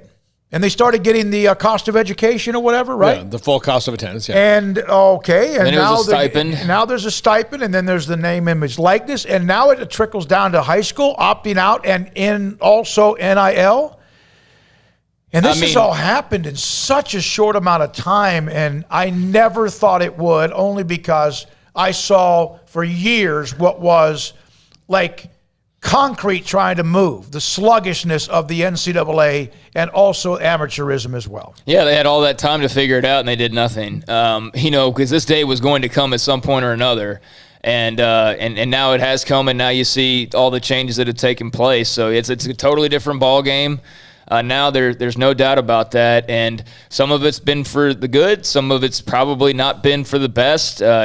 We have such a small sample size with this whole thing right now that it's hard to tell whether or not it's going to be good or bad in the long run for college football. But I'm curious, for one, this is America, so it's funny to me to see people get mad at Quinn Ewers for just doing the most American thing and going and making his money. But I do think this could reach a really absurd point, and some people might feel like that is seniors in high school doing things. But, what's going to prevent the basketball and the AAUs from having 8th graders doing this? Absolutely nothing. Mm-hmm. And we know how early they start recruiting basketball players. It's legitimately 6th, 7th, and 8th grade. They already have scholarship offers for the top players. So, yeah, my question is just how far does it go? And even if it is totally free and clear and fair game and all of that, I do start to think that if this trickles down too much more, this is really going to be insane. But yeah, nothing surprising at this point. All right, those of you in the chat room at text line 254-339-1122 to kind of give you an idea, we're about halfway through the show. And today the NCAA Committee of Infractions came down with their ruling on Baylor. And if you take it on a scale of 1 to 10, Paul says a 2. I say it might be a 3. Craig, what would you say it is? I'd say it's about a 2. I mean, the things that, if you were to ask me, what are you worried about from the NCAA punishment? I would have said loss of scholarships, bowl ban, anything to do with recruiting really would have been a big punishment, especially a loss of scholarships, because if, that situation's already weird now. And that's another thing. It's like, how is the scholarship situation going to work in the next couple of years? Because it's so tied up right now. But, if I were to say worst case scenario, would have been loss of scholarships, would have been loss of official visits, would have been a bowl ban, would have been all those types of things, would have been a stripping of Big 12 championships. Yep.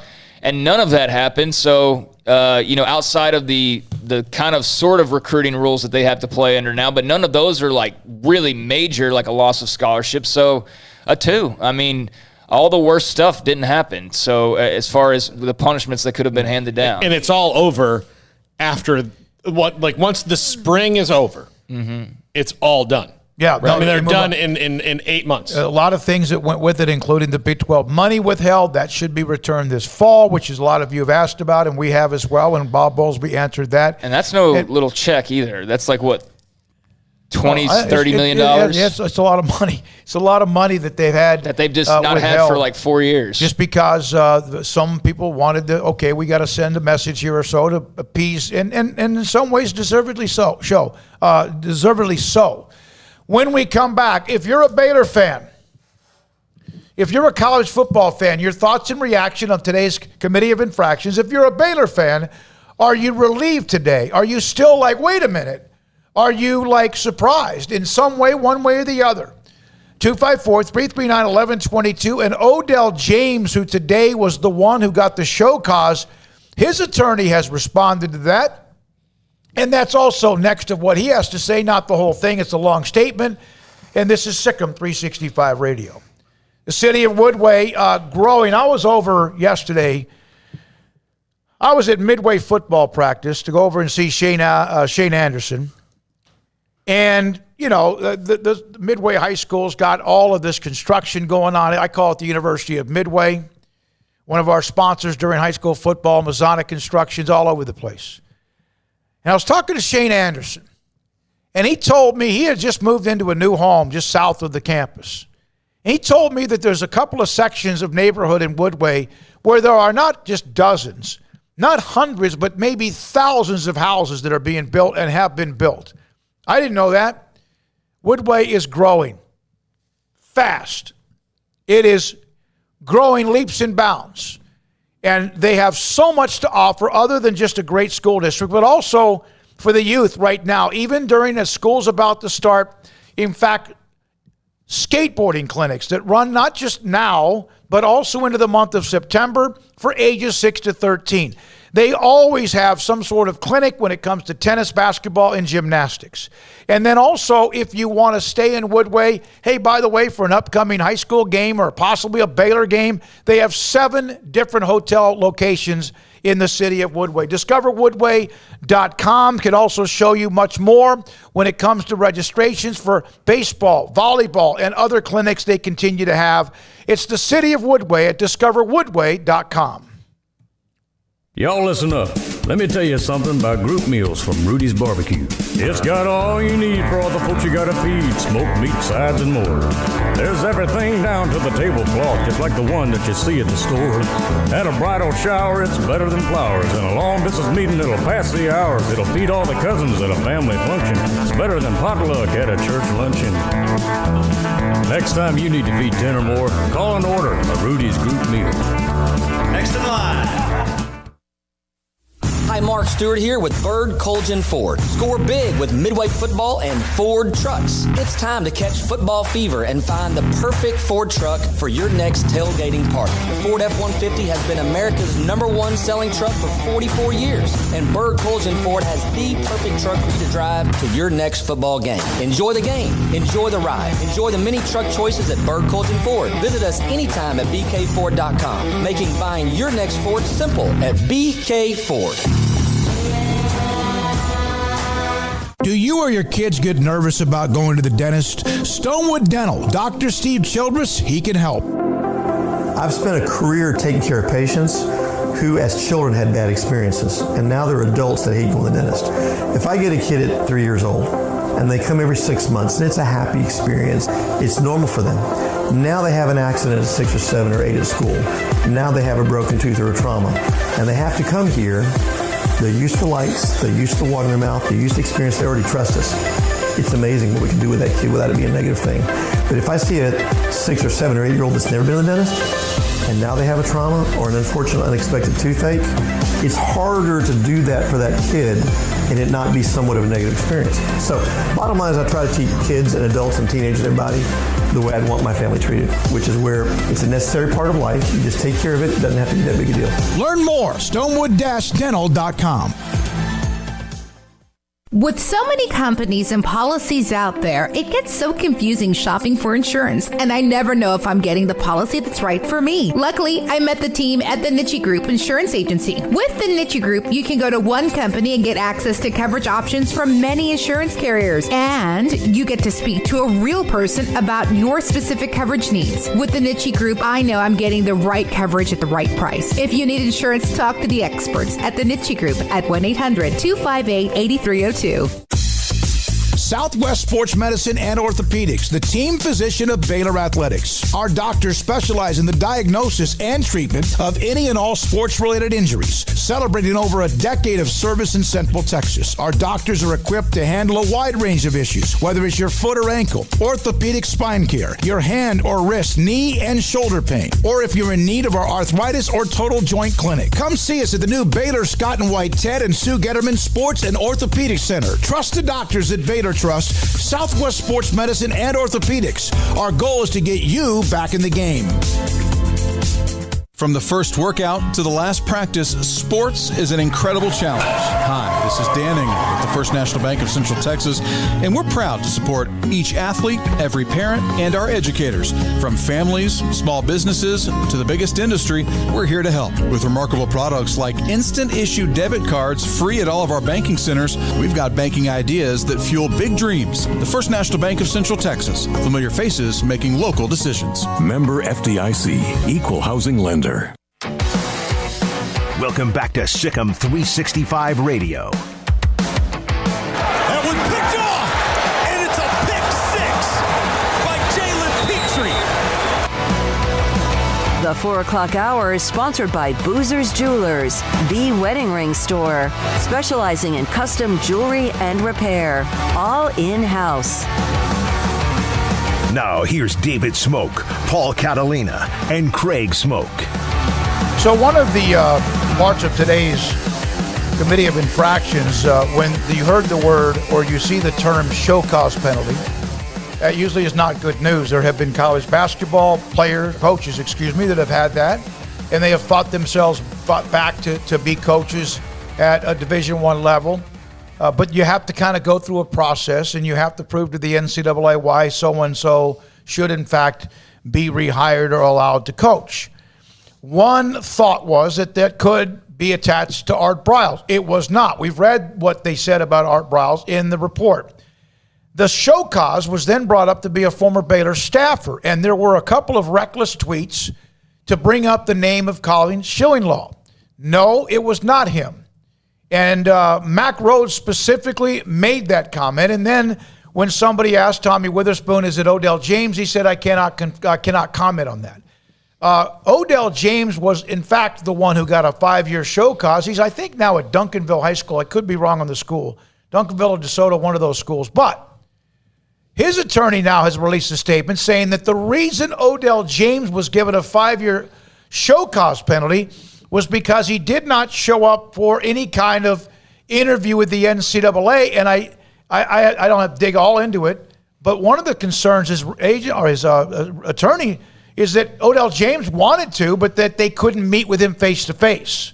Now, there's Zoom and other things as well. He's under no real obligation to meet with him. No. Like he's not, like they can't legally order him to have to appear and answer questions. So he was under, in his mind, no true obligation to have to do that. And I guess that's where wires got crossed or whatever, and I guess that led them to believe in a certain way. I don't know. But but all I do know is that he was not legally, supposed to or forced into having a talk. The NCAA does not have subpoena power. NCAA member institutions don't have subpoena power. So he's in no way compelled by anything other than that to just wanting to participate or tell his story. Then that's the only reason he would have to go. So do you feel like they can, if they feel like they have something and he does not want to meet with them because he doesn't have to, do they then say, okay, you're not going to meet with us, bam? Well, I mean, part of that might be just like we didn't hear his side of the story. This is the evidence that we have, so this is the ruling, and that might be part of the problem is that he didn't get to tell his side of the story. So that's why there's a show cause, and he and his lawyer will work that out with the NCAA now, and that show cause may wind up going away once he talks to them. But basically I'm reading that as based on the evidence they had, and if he didn't show up for the hearing, then that's what they're going to rule to explain away whatever his role in that might have been. And again, like, you know, a 5-year show cause for a guy who's not dead. The other thing is, the only thing that could make someone go is like they do want to clear their name, or if the institution they're working for tells them they have to.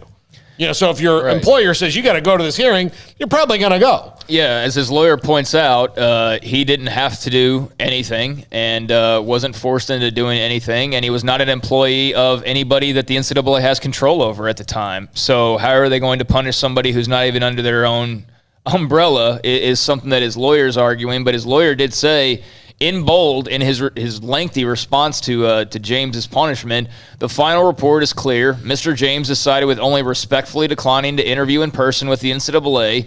Any punishment based on that circumstance is an extreme and excessive overreach. Then he said that considering the NCAA COI did not even have an in-person meeting, which could have easily been done even in a COVID environment, the irony of citing Mr. James for not sitting in a personally and professionally vulnerable setting for an interview is very hard to ignore. And he goes on, but yeah, it's an interesting response from his lawyer, and don't know what their next move will be if they even need to make one. But the point submitting to an interview without conditions only served as a trap for Mr. James to be blamed for something he had no involvement in or knowledge of. And again, it's a very lengthy statement from David Ridpath, his attorney in the matter. All right, 254-339-1122. From Mike George in Dayton, Texas. The single best thing about today's reveal is that it removes the cone of uncertainty about the future of Baylor football. So, yeah, I mean, it's like I said earlier on the show, I said it's kind of hard to get on here. Like, look, no one's been looking more forward to this day outside of Baylor University than us probably, because we spent so much time talking about it and just went through it all at the time that it was going on and saw it firsthand, just the craziness of the whole saga, basically. But, I mean, looking at it, so it's hard to, like, get on here and rah-rah and be like, yay, because we know that there were actual victims involved. And, like, that, we can't, like, skip over that part. So this isn't, like, a W for Baylor. It is and it isn't. But looking at it strictly from an athletic standpoint, which is why most people listen to this show, if not all of them, yeah, it's clearing the way in a major way. Now, it would be great if the Big 12 was actually solid, and then you would have truly nothing at all to worry about. Like, nothing. There would not be, outside of just the results themselves last year, which I think a lot of people are expecting a big jump up. I mean, there's nothing. There's nothing now. You had that hanging over you for 6 years. Now the conference thing does hang over you a little bit, because that's something that you're going to have to address in recruiting, and you're going to have to figure out how you're going to deliver the message of what is a very uncertain future beyond the next couple of years. But other than that, I mean, how many coaches do you think have used the NCAA punishment? That's coming. How many have used that over the last 5 years when going head-to-head with Baylor on recruit? How many is all everyone? Of them? Yeah, there's going to be some. Right, okay, 9 out of 10? I would say most everybody. Yeah, most everybody. And now that's out the window. And I would love to have heard the pitches. I know Tom Herman was using it. I heard that a couple times. But I know there were others, and I'd be interested to hear what they had to say, because some of it was alluding to, like, hey, they're going to get the death penalty, and they're going to get bowl bans, and they're not even going to have Big 12 titles anymore, and this and that, and like none of that happened. So that is a big area in recruiting that is now a piece they can wipe away, and then that's big time. But yeah, you got to get that conference future a little in order to be completely free of any worries. Yeah. Of the penalties they have, which some do affect recruiting and SARS, visits or what you can and cannot do. No scholarships, no bowl ban, no death penalty, no TV ban, none of that. No vacated championships. I thought that somehow they would just, hey, what the hell, we'll take the Big 12, 13 or 14, which I think that would be the Big 12 conferences, although the NCAA's done that before with vacated. It's like you said, scale of 1 to 10, it's about a 2. A 2. I mean, I just want to be higher, so I'll take 3. And Craig said 2. It's a mosquito bite. I mean, that's what it is. I mean, it's not anything that's it's annoying and it's itchy, but it's not. It's not a big deal. I mean, as far as like the ramifications of it. Now, granted, we'll hear from Dave Aranda a little bit later on this afternoon or this evening, but. I'm curious to get his perspective on some of the recruiting stuff because that is something they'll have to play around. But I don't get unofficial visits are unregulated anyways, so I don't know how. I guess just for 2 weeks they can't have anybody on campus, or 3 weeks, whatever it was, and that doesn't seem like it's that big of a deal. So I am curious to just hear his perspective on how this does affect them, but versus what he could have been expecting, and probably in your own mind you're setting yourself up for the worst case scenario, which I'm sure he probably did to some extent. You're breathing a big sigh of relief today. You just have to be with the official visits, you've got 30, so you got to be a little judicious with it. Right. So, there's some guys that maybe you want, but, you got to make sure the ones that you really want are the ones who get those 30. Here's what we need to say. Can you imagine if any of what we said did not happen or was not mentioned, a bowl ban would be crushing. Obviously, the death penalty, we know that what that would do. Loss of scholarships when they've lost some already. Any of that would have hurt. And yes, you can say what you want, but a program that has already basically been on probation for 5 years and lost scholarships because that first class was dismantled. Yeah, this is not woe is me for, hey, Baylor's a victim or none of that. It's just that would have been crushing. Absolutely. We saw the effect it had on the 2016 class when that all fell apart during the spring. And not only was that falling apart where you had Kellen Mond, who was a Baylor commit at the time, Baron Browning had actually decommitted about a month before, and I think he was going to probably end up at Ohio State anyways. But there was at one point in time, they had Kellen Mond and Baron Browning, they had Jamon Osbin, they had Hezekiah Jones, who I don't think has done a ton at A&M, but they had a bunch of... At a time when Patrick Hudson was as a leading offensive lineman, he ended up getting hurt in Texas. But yeah, that 2016 class had the Patrick Hudsons and those guys, the Cam Martins, who all ended up going to Texas and Auburn and these other places. So that thing got pretty much boiled down to half of what it was to begin with. And then the 17 class that had the Baron Brownings and the Mons and all that, I mean, who knows how that would have played out. But Baylor would have been really good that year and would have held on to at least some of them. And instead, it went from 7 or 8 guys to 1. And that was Jalen Petrie, who is preparing now for his senior year. So that did throw them for a loop. And that was definitely something that when Matt Rule came in, they had to recover from because they were down to the nitty-gritty in a few positions like offensive line. By the way, I did hear from him. I think he's pleased with today's ruling. I think he's probably pleased for Baylor with today's ruling as well. Yeah. Also, you think about it, they lost the best recruiting class they've ever had. Yeah. The best one they'd ever had. I mean, the highest, the one that was, maybe I guess the 2015 or whatever there was. But yeah, I mean, they were on their way to building a recruiting with Briles that was going to be year in, year out better. All right, from Brandon on the text line, Baylor fan and grad, I'm glad it came out. I'm glad it's over. I'm disappointed Baylor fans are saying we did nothing wrong. We told you ESPN, Briles did nothing wrong, Briles to Tech. Makes me feel like we learned very little as a family and an organization. We did wrong. The NCAA wasn't the organization that could hold Baylor accountable. This didn't exonerate anyone. Not saying we didn't already do what we could to make it right. Just sad that we didn't learn more. And I agree with that. I totally agree with him. Yeah. I totally agree with him because I am seeing some people, and it's few and far between, who are, this just proved, no, it doesn't prove they did nothing wrong. It actually explicitly says over and over that there were a lot of things that were done wrong. So if you're out there and you're using the nobody did anything wrong argument, joke's on you. You're actually the one that is totally wrong because the NCAA said the complete opposite. It's just that they could do nothing about it. I mean, that's all it was. If they had the legality or the legal ability to punish Baylor over some of these things, they would have punished Baylor over some of these things, and the punishment would have been a lot worse. But because they don't have that jurisdiction, that's the only reason why this isn't a worse penalty than it is. So be thankful for that. Be appreciative of the fact that this was the outcome and not an outcome of a death penalty or bowl bans or scholarship losses or whatever else could have potentially happened. So I think it's a day to be relieved, not necessarily a day to celebrate, if that makes sense. No, I don't think you want. Yeah, I mean, some probably are. I mean, you can celebrate from the standpoint of oh my God, I'm so glad that's over. But in terms of Yay! See, we did nothing wrong. No, that's completely off base. No. All right, when we come back, 254-339-1122. We're pretty wide open all day today. We had a couple of guests lined up. We did Ari Wasserman from theathletic.com, but also want to continue to take your feedback.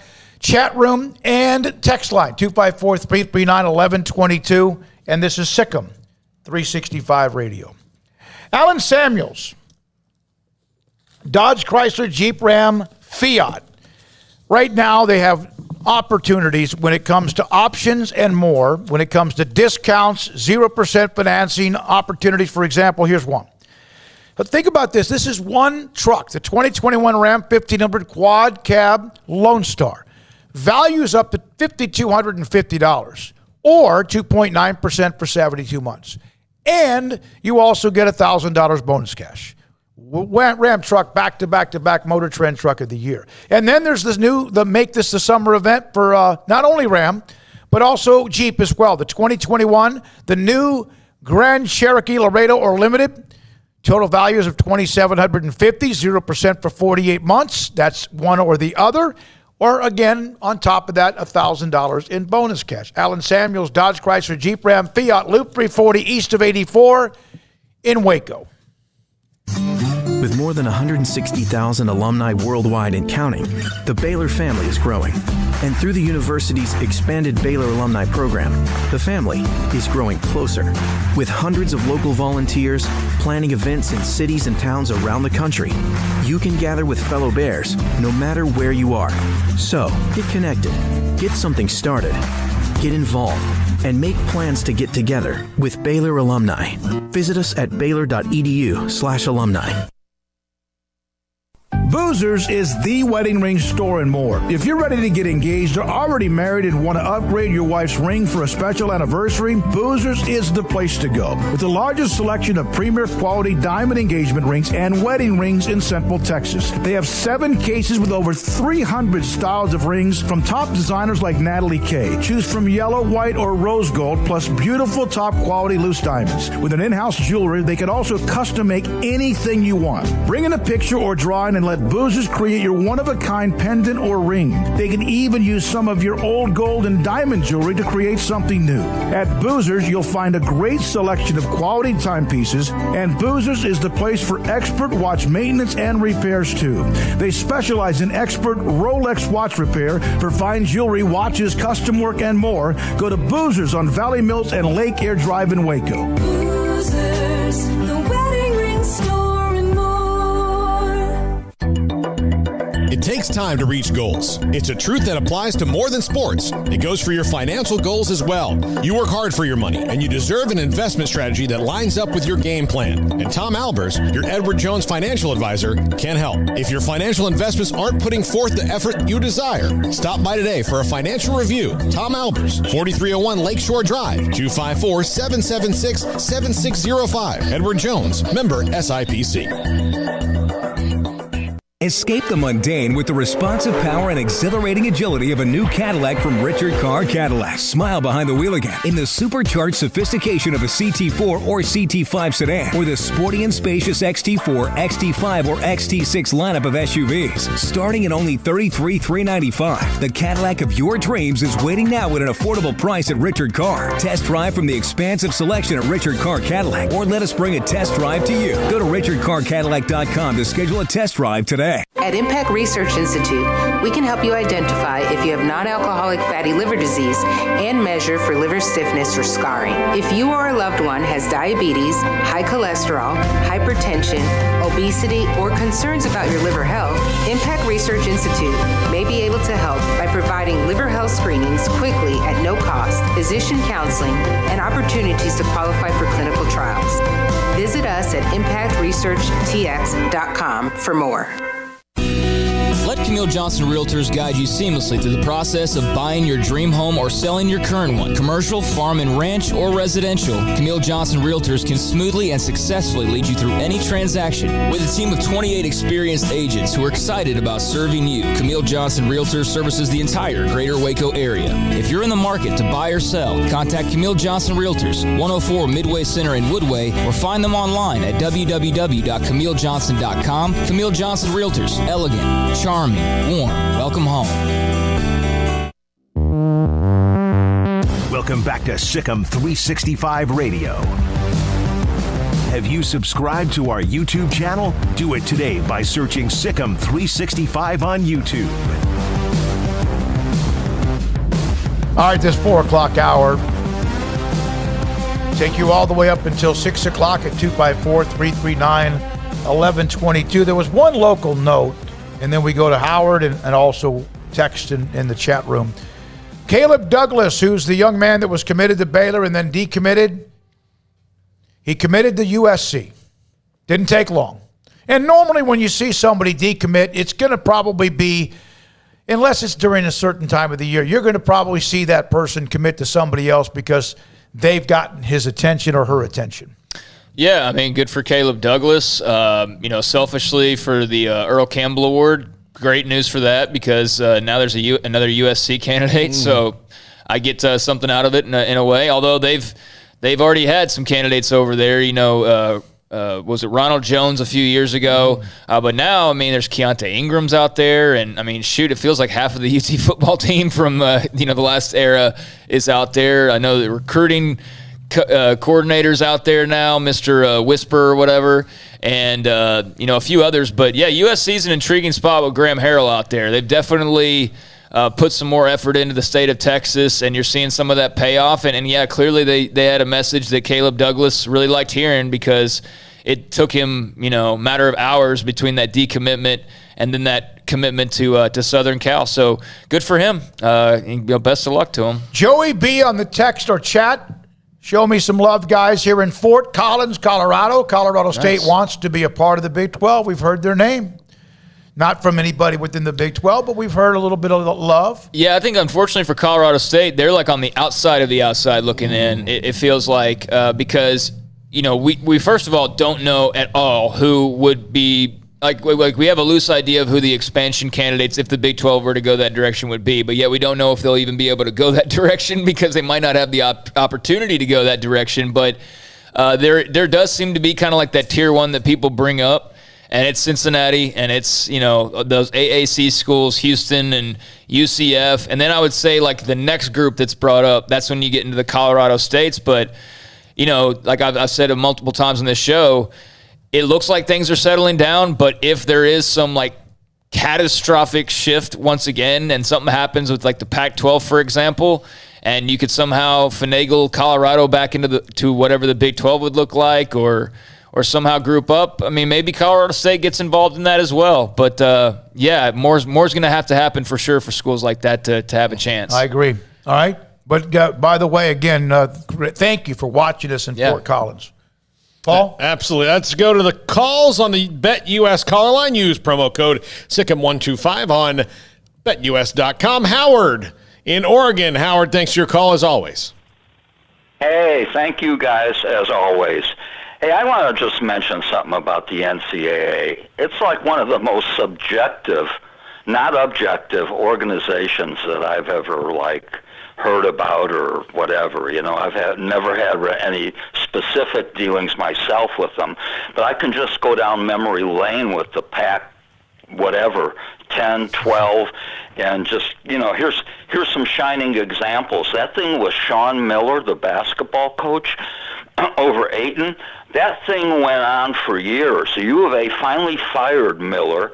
An assistant coach went to prison. Some other guy involved in an academic scandal, they fired him, that whole thing was pretty crazy because, what is there, 12 guys, 13 guys on a basketball team? It always was surprising to me that you couldn't, figure out what your players were doing and your assistant coaches. Then we go to Arizona State. I'm just going to do the Pac whatever, okay? You have Herm Edwards and Antonio Pierce violating the COVID thing and taking recruits and their parents around at these weird hours, like 10 o'clock at night. And Herm Edwards, from what I understand, was directly involved in some of this stuff. But Antonio Pierce was kind of like the cheerleader in that. I understand Pierce is kind of like under suspension, but as far as I know, they're still going to play. I haven't heard anything about that as far as the NCAA goes. I mean, I'm just talking about the NCAA in relation to these examples. Then my favorite one is when Chip Kelly was at Oregon. And all of a sudden, you'll love this, we start seeing all these great Texas athletes showing up at Oregon. You know, LaMichael James, Seastrunk, who eventually went to Baylor, transferred out of there, okay? Chip Kelly, when it was getting hot, you know, with the NCAA, he leaves for the NFL. It was some kind of weird thing about, like, you're not supposed to show up as a college coach for a while. Well, he shows up at UCLA. Seastrunk transfers. LaMichael James becomes an NFL player. Then you got, you know, nothing happened to them. Nothing happened to that crew. I mean, they went. The NCAA just let them roll, as far as I know. You know, but you know, the one that really got slammed was the Reggie Bush, Pete Carroll thing. And I was reading an article a while back ago in the LA Times. This must have been a USC alum, and he was really pissed because he was talking about that Oregon thing. He said, "We lost the Heisman Trophy, and I think they lost at least one national championship over that deal." And it really, you know, I'm not a big fan of these other schools because I'm an Arizona guy. You know, the U of A thing I am a little pissed off about. Sean Miller, I never particularly cared for him to begin with. But the Pete Carroll and the Reggie Bush thing, I mean, they got hit hard bad. And I think that thing lingered, and I think that program got really hurt for a long, long time, you know, due to that whole thing.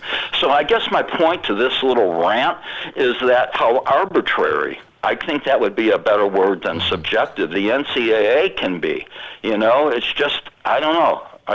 There's no rhyme or reason to it. Howard, the last thing you said is a good cutoff point. There's no rhyme or reason. Yeah. Arbitrary is a great word. Yeah. That's a great word. It just... I will say Chip Kelly did get show cause. I mean, he did have like an 18-month show cause, and he just avoided that by going to the NFL. So that's how he got around, you know, that punishment from the NCAA. I do remember that, though, obviously, with Lake Seastrunk then making his way back to Waco to play for Baylor and having a pretty good career. The Arizona State stuff, I think that maybe why you're not feeling like you're probably hearing too much about that is just because it's kind of on the back burner a little bit, and they're still figuring a lot of that out. Like I know as of earlier this week, they placed 2 more assistant coaches on leave, so that's far from done, it looks like, and really it appears that they're only getting started digging into that. But no, I mean, you're absolutely right. It's anyone's guess how they're going to come down and rule. But like with the USC stuff, it is kind of simple because in the case of Baylor, you're talking about these off-the-field crimes that were apparently being committed or what have you, whereas with USC, that's very clearly an NCAA case. Like that is an athlete taking money when he's not allowed to take money and then going out there and playing having taken said money. So that's much easier to figure out for them and much more in their wheelhouse than the Baylor stuff. And that's why it was always, for those of us who knew like details and had been talking about this at length and weren't just reading like one article that kind of, you know, widely viewed it and didn't really get into the details. That's why we were always like, what can the NCAA do? Like, unless there was like an assistant coach that was like going out of his way, like we just never understood like what is in this whole story that's actually in their territory, and there wasn't really anything. And that's why it wasn't like, well, we don't think Baylor anything did wrong. It's just we don't think they did anything wrong the NCAA can do anything about. Whereas had they been paying money directly to Lake Seastrunk's father or Bryce Petty's father or whatever the case, like with Reggie Bush, then, or let's say it was RG3, then RG3 would have had his Heisman stripped and all that would have been the same. So it's just a case of, you know, Baylor versus some of these others. Those are very clearly NCAA cases, and this one was very clearly not a real NCAA case. Does that make sense? Yeah. But I'm with you though on the arbitrary and all that. I'm totally with you. It just seems like we've seen some. They're going to get hammered, and then they don't, and then you see someone that you don't think it's a big deal, and then they're like they can't play in the NCAA men's basketball. You remember how big the college basketball scandal was for their few months, and that turned into a big ball of nothing, really, when it was all said and done. And I think when you think about some of these schools that haven't been hit yet, or like Oklahoma State's under appeal on their thing. And there was an effect, like Archie Miller, and there was some effect. Yeah, exactly. But I think that at the end of the day, like, they're going to wait. If I'm the NCAA, I'm going to wait on this until the new governance structure, because, I mean, it's going to make you look really bad if you roll out against Kansas or whoever's got pending NCAA litigation and say, hey, we're going to punish you this way. And you're like, well, you're changing the rules in 3 months. Well, Mark Emmert did come out today. He had a statement on the Baylor case, president of the NCAA. The conduct by some former Baylor administrators, coaches, and student athletes described in today's Committee on Infractions decision is unacceptable and runs counter to the values of the NCAA. Schools have taken many steps to address sexual violence on campus, but as the COI points out, the authority of the NCAA in this area is very limited today.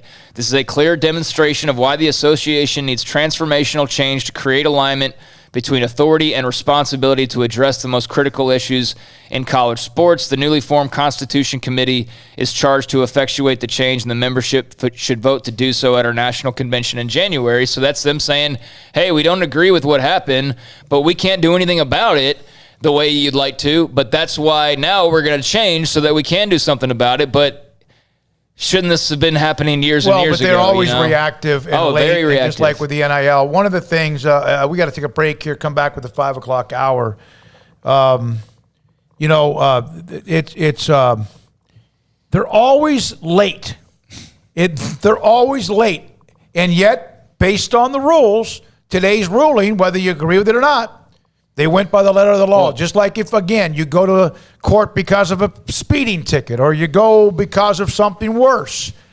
There are times when you say, how did that person not get convicted? Or how did that person, there are ways the law is. And that's the way it is. And don't think that part of it, like this being delayed as long as it was, they were getting hammered, NIL loss, all those cases that they lost in the early part of the summer. I think you push this back knowing that it's going to be a PR disappointment, because people thought that you were going to come in and save the day like Batman, and this will all the backlash in 24 hours will be gone. But I think people thought this is going to be it. This is going to be we'll see something, and the NCAA knew that no, there's nothing we can really do. I was going to say, I think clearly they didn't need 6 years to figure out that there wasn't much they could do here. I've read not all 51 pages, and I know at one point, but there's a lot of tedious stuff in here, though. There's a lot of things that are very tedious that I guess could take some time. But when you have an infractions committee, that's what their job is to look over things that they did. I mean, I do agree with Emmert that they've got to do something. They've got to change something. And I do,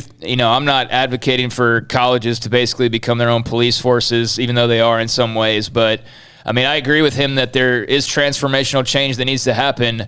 I just wish that, you didn't arrive 5 minutes late after every decision's made to say, see, yeah, we agree. How about you actually do it beforehand and not have to make a statement after the fact? That's why people have a problem with the NCAA more so than anything. It's because, like you said, they are reactionary and they are never, ever proactive. All right, when we come back, there's a tweet from earlier today, and I don't know if it's a Baylor fan, a Baylor student, or whatever, and I'm not trying to put him up, but he was petrified. I mean, it's like today is the day. A lot of people were. Yeah, and we're going to put that up just to kind of give you an idea of what some people may have thought. Also, more of your text and calls in chat room at 254-339-1122, and a text about Dr. Linda Livingstone. And was something she's just been attached to have anything to do with today's rulings with the NCAA and Baylor? That and more, Sikkim 365 Radio. Riverbend Liquor and Wine, Lakeshore Drive at North 19th Street in Waco, a hidden gem. Look, you've heard me talk for years about their great selection of spirits and craft beer and all that, but they've got high-end bourbons at Riverbend Liquor and Wine, a great selection of that. Pinhook, Buffalo Trace, Brush Creek, Hotel, Garrison Brothers, Thomas S. Moore, Hooten Young, and Bardstown, all there for you. So if you're in a high-end bourbons, and why wouldn't you be, you need to go to Riverbend Liquor and Wine, Lakeshore Drive at North 19th Street. Great customer service, a very speedy and convenient drive-through window. Riverbend Liquor and Wine. Find out more on Facebook and Instagram. In the market for a quality metal building? Since 1943, Pioneer Steel and Pipe has helped Central Texas residential and commercial customers with metal building design, panel options, building components, and trim options. Pioneer Steel and Pipe's residential line is energy efficient, offers low maintenance, reduces insurance payments, is impact resistant, and carries up to a 45-year limited warranty. In addition, they can also help you find a metal building contractor for your project. Pioneer Steel and Pipe with locations in Waco and Bryan and at pioneersboys.com.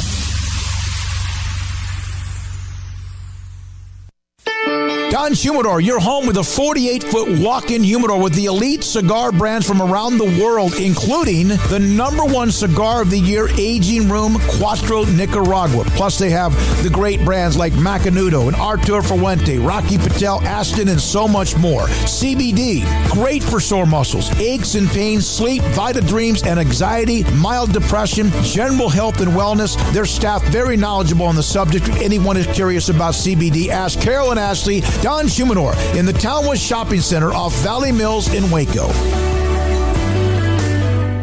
Life is back on, sports bettors, and BetUS has your NBA, NHL, Major League Baseball, UFC, PGA, and yes, NFL betting lines up for their 27th year and live betting on all of it. Log into BetUS.com or call 800-792-3887. That's 800-79-BETUS. BetUS for 125% bonuses with promo code SICK'EM125. Customer service pros are ready to get your phone, social, and online sports betting kickoff started now.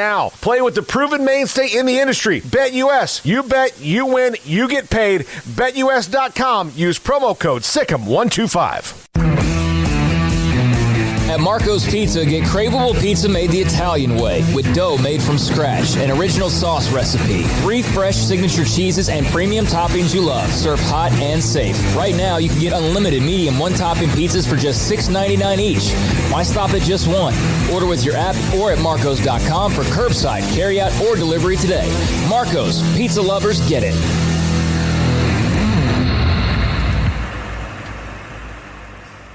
Grant Dideker, under the umbrella of Texas Farm Bureau Insurance, McLennan County agent. And you have this umbrella. We mentioned the umbrella of Texas Farm Bureau Insurance, but you serve more than just like home insurance, or you have all sorts of different levels of different things you cover. Yeah. How much does that help? You know, I talked to a guy today. He has, Allstate on his car, Progressive boat, and, Farmers on his home. So I said, why don't you, do you know your agents? No, I just call that 800 number. Why don't you just let me quote that and we can have it all here. It makes it a lot less complicated for you. He really liked that.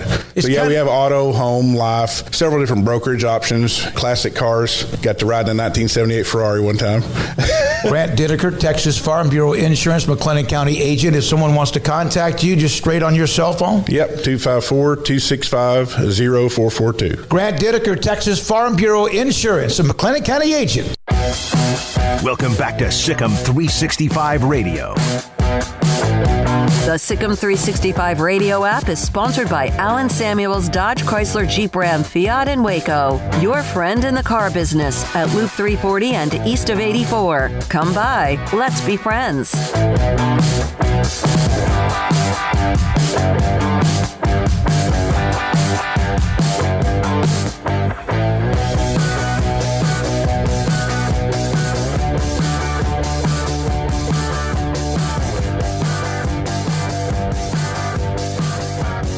All right, here we go. Sikkim 365 Radio and 365 Sports on YouTube. By the way, this is our studio. For those of you, and a lot of you that are just now joining us, we started this show on April the 6th of 2020 in Paul Catalina's second floor of his penthouse. Which has been described as bitchin'. So and then in early September, we moved into this studio, and it wasn't. Suspended. The background was there. Suspended. We had, yeah. You did not just say that word on my live stream. Yeah, and all of that you see, some of it was there, and we've added a lot of different pieces. All right, so and Jack and Hayden, you can't see them. I don't know if they're on the picture or not, but this what we've done. Our partners, Ashley Hodge and Colt Barber, and of course Brian Etheridge. These three are to die for, is what has been to work for them, to be honest with you, and so many others along the way. Now, Craig Smoak, I had someone ask on the chat, who is everybody? Paul Catalina is to my left, Craig Smoak, my son to the right, and I'm David Smoak. And Craig writes a lot of stories on the premium section. Paul does a podcast for the NFL and the Cowboys, and he and J.D. Pickell will be doing something with the Big 12. We're here 3 to 6. We've been here today since about 11 because of the news from the NCAA. So sometimes we take for granted and we just go with it. But a lot of you have added on since back in at the end of July when the SEC and all that came down with Texas and Oklahoma. So sometimes we need to stop and let you know what we're doing, who we are, and we do appreciate your feedback as well. Now, this is a young man. I don't know, it could be a 35-year-old man, but this is a tweet from earlier today when the news came down that Baylor was going to receive the Committee of Infractions information. Armstrong, do we have this to go? This is what a lot of people may have thought. Baylor is the exact type of school that they'll punish. Small religious, lots of opening for hypocrisy. Mark my words, a death penalty will occur at 11 o'clock. That's it. No more football, no more Dave Aranda, nothing. It's over. This is their change to show all the power they have. Now, I'm not making light of XT A622. He's not the only one that felt that way. There's a lot of people that don't like Baylor that felt that way. I don't know. It seems to me like setting yourself up so you're not going to be massively scarred by the punishment, and you can have like the whole, oh man, that's not nearly as bad as I thought it was going to be. Yeah. That's what that seems like to me. But I also do know, there were plenty of people that felt like it was going to be a death penalty or whatever the case may be. Based on that tweet and the actual punishment, it's kind of like Y2K. Yeah. We spent all Y2K thinking, it's going to happen to the computers, and then nothing. Yeah, no, it's I mean, there's been so many different waves in this whole thing. I mean, look, 6 years is a long time, man. 6 years this has been going on. So, there's been a lot of different emotions. There's been 3 different head football coaches. There's been like 75 different staff members in that time. A lot is different from the start, and a lot was different in between, and I mean, now they can, I think, finally over there start to settle in a little bit. That was the biggest thing by far, hanging over their heads and hanging over the heads of President Linda Livingstone and Athletic Director Mack Rhodes when they arrived. This was already on their plate when they arrived. They were brought in part, to handle this the best way possible. So I can only imagine how they feel today now, knowing there's an end point and knowing that the end point is not nearly as bad as it could have been. And, Mack Rhodes said over and over, like, whatever it is, we're going to be okay. Yep. Whatever it is, we're going to be okay. And I don't think he had any idea what it was going to be. And I think he meant that whether it was going to be, loss of scholarships and a death penalty or what we actually got today. But I'm sure he is thrilled for it to be what we actually got today, because there really was. I mean, it was anyone's guess. It's the NCAA. It's absolutely right. You don't know what they're going to do. You have no idea what they're going to do. I just always leaned on the fact that, again, this was not something that was really in their wheelhouse, and it was more of a court system thing. And so I just didn't see how they were going to punish Baylor for stuff they really can't punish them for without a major lawsuit coming from Baylor like a day later. It's taken long enough to get to this point. It would have been extended another 2, 3 to 5 years. So now, thankfully there's no need for that. Baylor takes their punishment, moves on. You don't obviously have any issues over the next several years or ever again. How about that? How about just never again? You already had your fair share of them. And now you have a clear path moving forward. Now, again, there's the whole realignment thing that's now the big bugaboo, but I think you'd sure as hell rather have that over your head as a worry than what the alternative was these last 6 years. From Diane, by the way, it could be a girl, woman, too. I was referring to the audience and others that are talking. You're right. You love sports, too. We appreciate you. Diane has been there from day one when we flipped over in April of 2020 as well. Now, there's some of you that are asking about our plans with this show. And it's a work in progress. We were, and our core is covering Baylor athletics, and we're going to do that. Jack McKenzie was at practice earlier. We will go over and get comments from Dave Aranda on today's news with the NCAA and put all that up. We have the site, Sikkim365.com. We have other podcasts on the Cowboys. We're going to have one for high school football. We're going to have, so we have to. That's our core. Our audience, though, has exploded nationally, and we will appreciate your suggestions.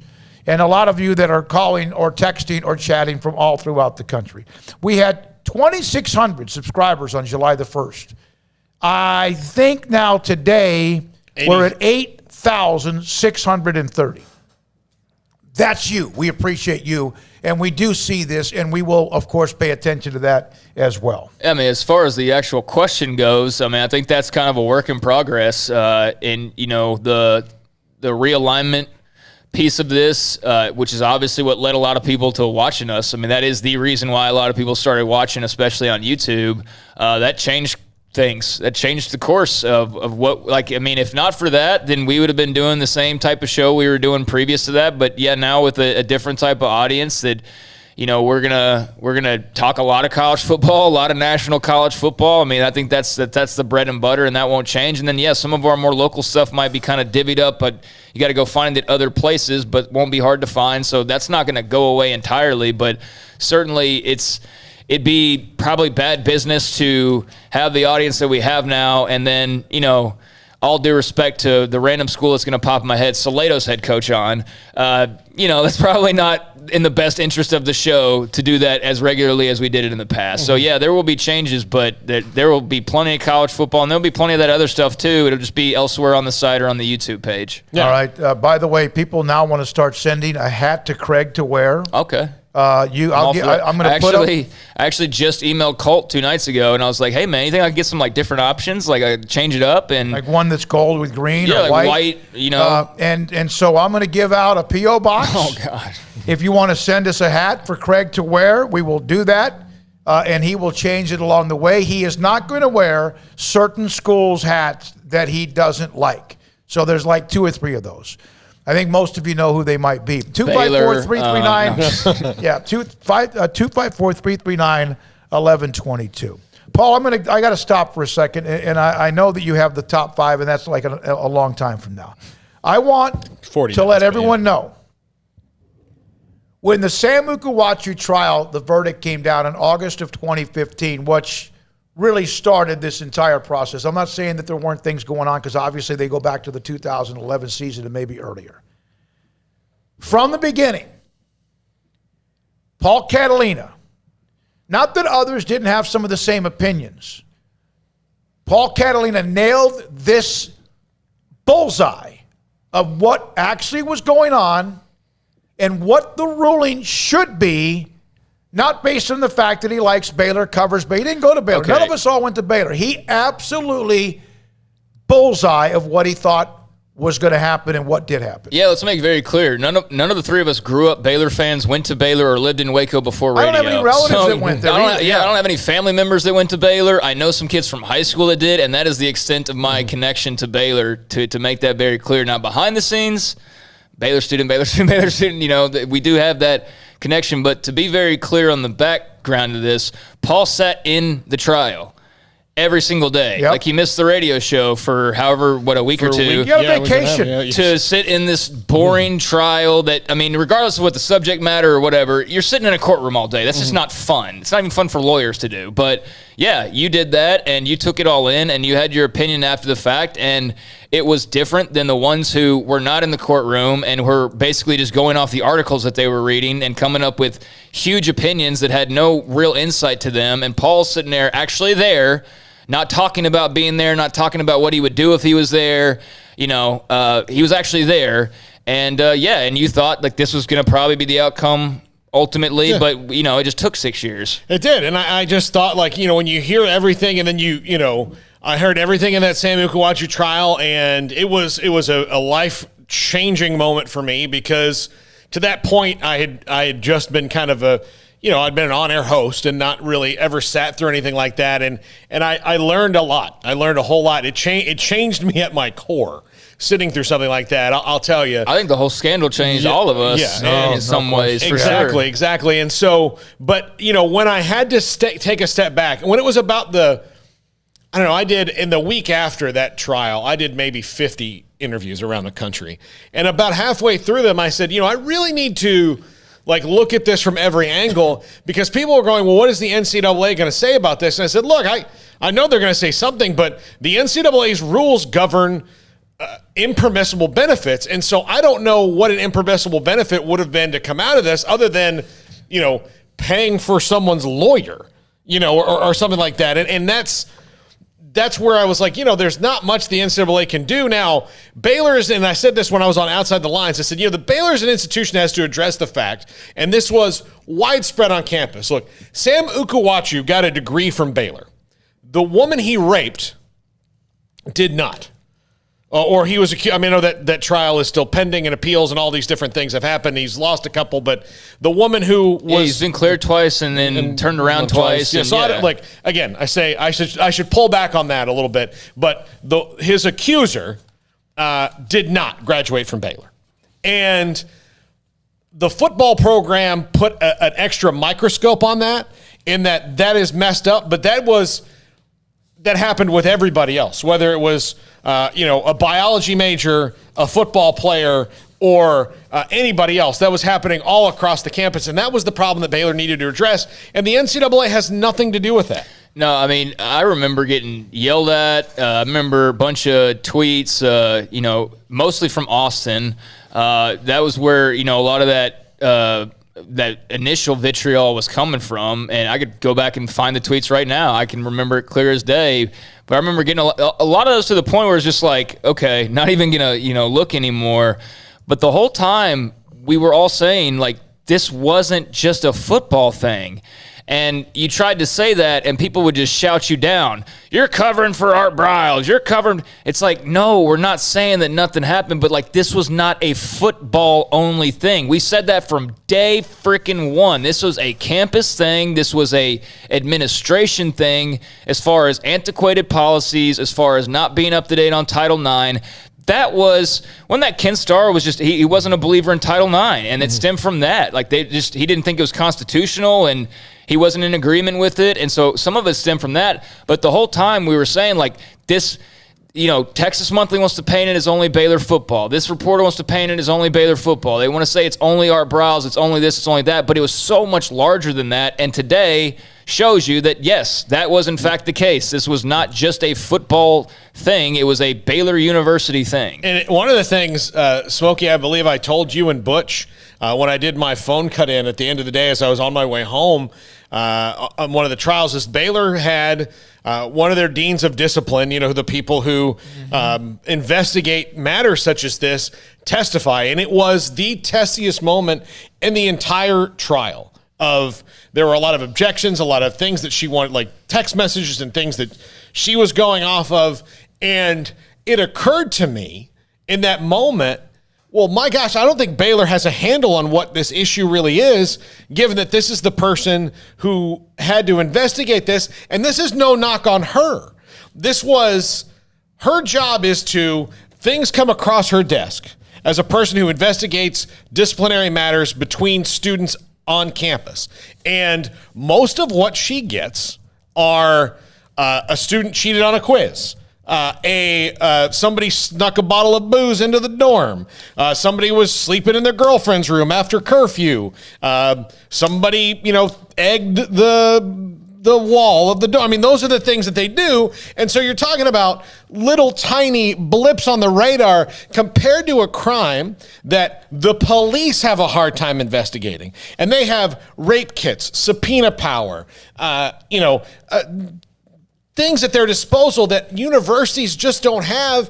And I'm sitting here thinking, like, this is the person that is in charge of determining the guilt or innocence of someone, and whether someone or not it truly deserves to have their university stand up for them. And that was the issue when we heard that today. Overwhelmed. Yeah. And we've talked about this as a Title IX issue and just who should be dealing with these particular cases. But I wanted to bring that up, not to get into all that minutia as far not what you were saying, but as far as he nailed this because he was inside the trial and realized some of the problems that were on the campus at Baylor University. Yeah, and it's really just the last time to ever have to talk about it. I mean, we haven't talked about that specific beginning stage to this whole thing from our point of view, but now that there is an end stage, you can look back on that time period and what Paul said 6 years ago and look at the result today and say, yeah, we're kind of had a pulse on that and kind of the whole thing. But, yeah, I mean, it's it is what it is now, but I don't – feel bad about rehashing it one more time and giving Paul some credit for kind of pegging it from the very beginning based on what he had heard and not based on emotions and what he felt like writing that day.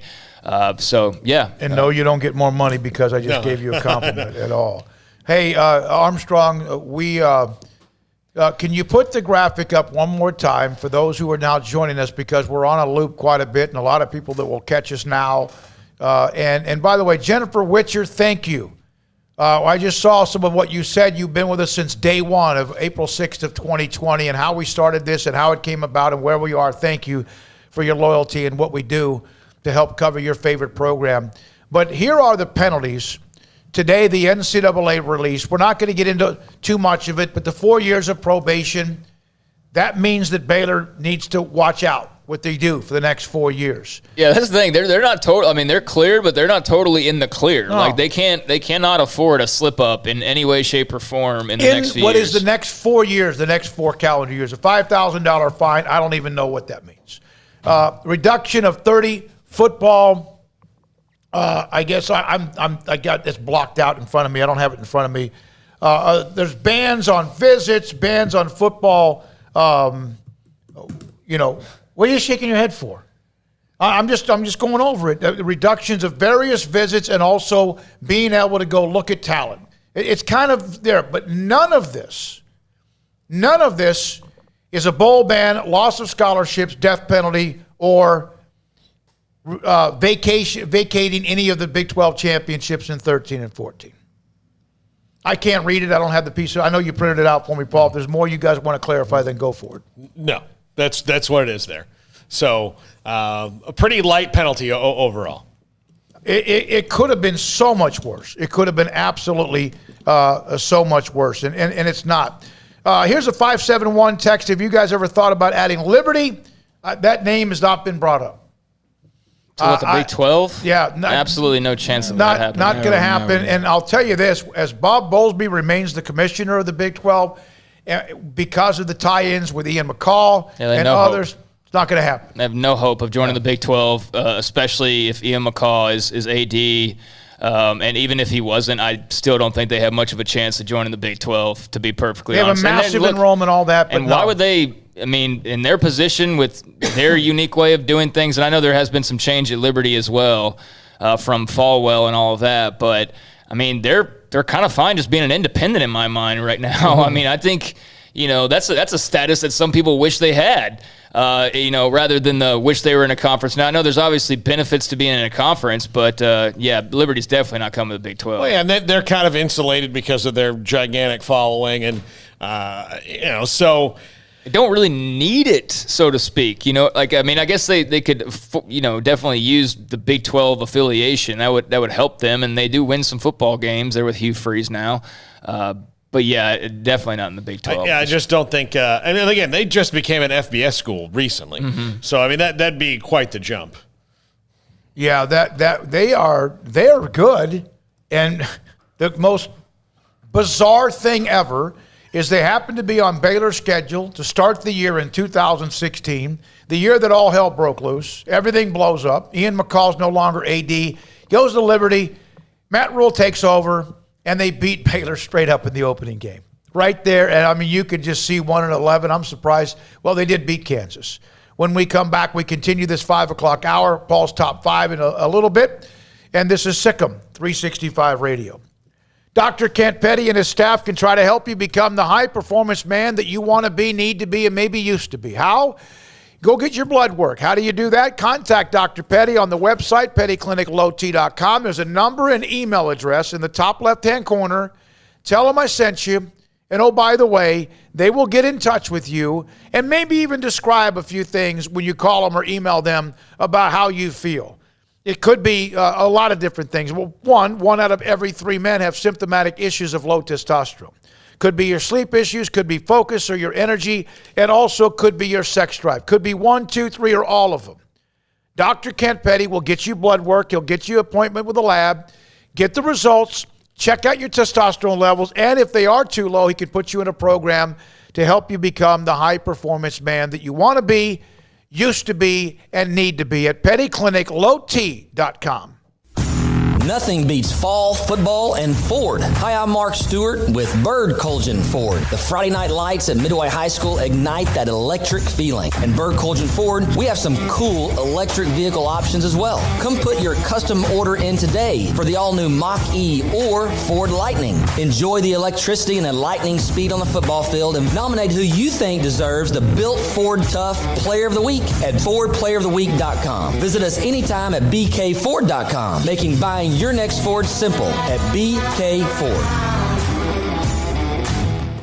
Parenting is full of surprises. You never know what to expect.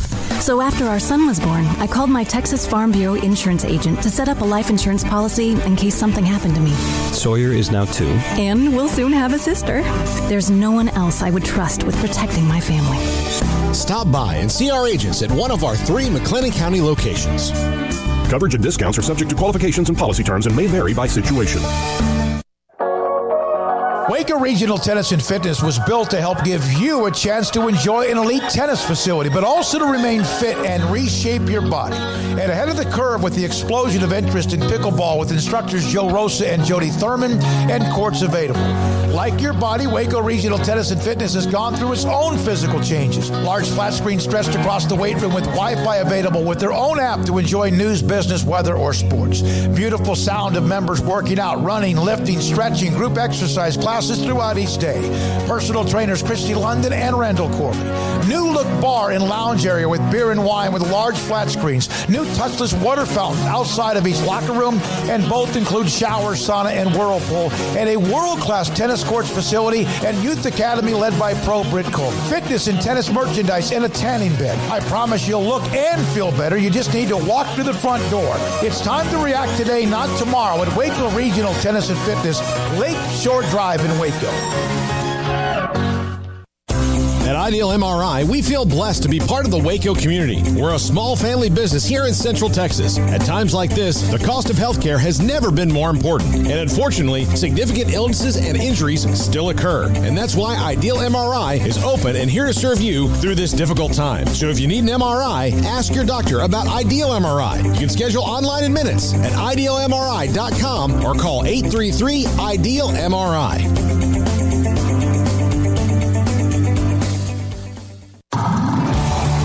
It's time to fire up the grill, heat up the oven, or get that deep fryer going to enjoy the top quality products at Waco Custom Marketplace. Order 30-pound sacks of live crawfish by 6 on Wednesday. Pick up on Friday afternoon after 2 or Saturday. Enjoy the weekend. 30-pound sacks of live crawfish available right now for $4.25 a pound. Find all the crawfish boil ingredients you need, including red beef potatoes, sausage, corn cobettes, and Louisiana boil seasoning. Make your order for live crawfish by Wednesday at 6. Pick up on Friday after 2 or all day Saturday, and enjoy the weekend. Waco Custom Marketplace, your home for fresh baked kolache, cinnamon rolls every day. Butcher shop to cut your steaks the way you want. Fresh seafood, summer sausage, boudin, house cured and smoked bacon, spices, seasonings, soup mixes, and more, and weekly gift boxes for any occasion. Waco Custom Marketplace, 425 Lake Air Drive in Waco, or WacoCustomMarketplace.com.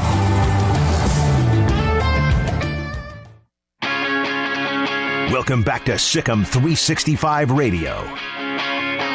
Here is Howard, and it is intercepted. J.T. Woods rips it off for Baylor. Inside the 10, and a first and goal for the Bears on our first turnover. The 5 o'clock hour is sponsored by Edward Jones Investments with financial advisor Ben Erlinson, who'll navigate you through today's financial climate. Edward Jones, making sense of investing. When I heard that the NCAA Committee of Infractions was coming out today, the one thing I thought was going to happen was they were going to vacate a Big 12 title or two. I never thought about the bowl ban or the scholarship, but I thought that was going to happen. That did not happen today, which was surprising to me. But then again, if you look at exactly what they've said and why they've done what they've done, that was not on the table. Paul, let's go back to the call. All right, let's go to the BetUS caller line. Owen in Franklin County, Virginia. Thanks for your call. Hey, thank y'all. I really appreciate this show. Y'all bring a lot of great content, so I really enjoy watching you. Also glad to hear that Baylor kind of got it off easy. As a West Virginia fan, I wasn't, I remember when all that stuff came out, but I really wasn't sure about it. But I'm glad to hear that, the athletic department kind of got off a little bit easier than most thought. So really glad to hear that. Thanks for your call on that. No problem. But, my question is kind of a two-part question. It goes along with the NCAA. They're talking about reconstituting themselves in the fall. And the first part of my question is, if they reconstitute, will they gain, if any, of their power back that they once had? And are they, would they be able to stop all this realignment madness from here on out and kind of deal with conferences as a whole? Or if they can't do that, does that mean that since Division I football becomes a mini NFL, does that mean college football now falls to those FCS, those D2 and D3 schools? Yeah, that's a good question, Owen, and thanks for your call. I think the reconstituting, one of the things they need to address is, what do you want to be as an organization football-wise going forward? And what can you and can you not do and handle? Yeah, exactly. And make that clear, because clearly a lot of people think that the NCAA had like a broad brush over anything related to a team getting in trouble for something, and today clearly proves they do not. So people don't even know what they really do. You know what I mean? So I think a good step would be to be very clear in your message, Paul. Like, this is what we are and what we do and what we can handle and what we don't handle.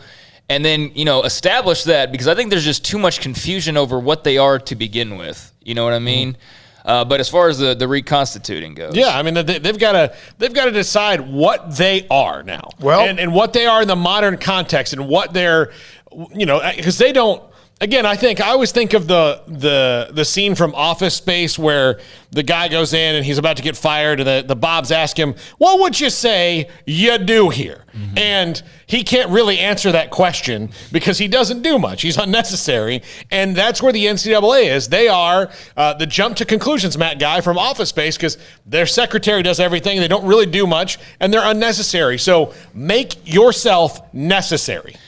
And for Baylor, when I was going to read something else about Dr. Livingstone, but for Baylor, there was a lot of concern about this ruling and the fact that you have this expansion or realignment or whatever going on, and that if it was been a bombshell or something that would have crippled them during this time, boy, you're fighting for your life anyway. You surely don't need some big, huge, tank on your back.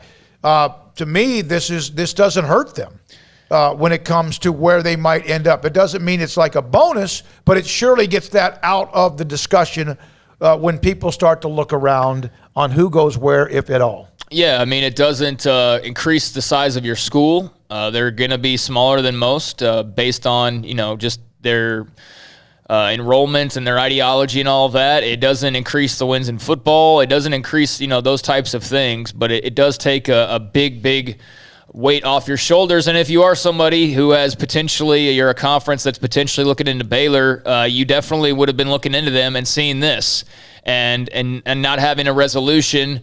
Maybe it makes you second guess a little bit, but now you do have a resolution and you see that, hey, they can move on from this. And I think that does make them probably more appealing to not have that X next to their name that they have had now for the last few years. But to his question about the NCAA and the FCS schools or the breakaway, what he's talking about there. Do you think the NCAA is going to change and they'll still have the type of control they have now? Do you think that they're going to change and then they'll more or less be in control of like the Sam Houston States and the FCSs? Or I think is Owen, right? Yeah. Owen, I think that the direction we're going, it's obviously very murky, but it sure seems to me like Greg Sankey wants no part of the NCAA anymore. Mm-hmm. And it seems to me that obviously he's made this muscle move with Oklahoma and Texas. It seems to me that realignment's probably not over, but contracts are getting in the way more so than probably anything right now, and just uneasiness about, the next move.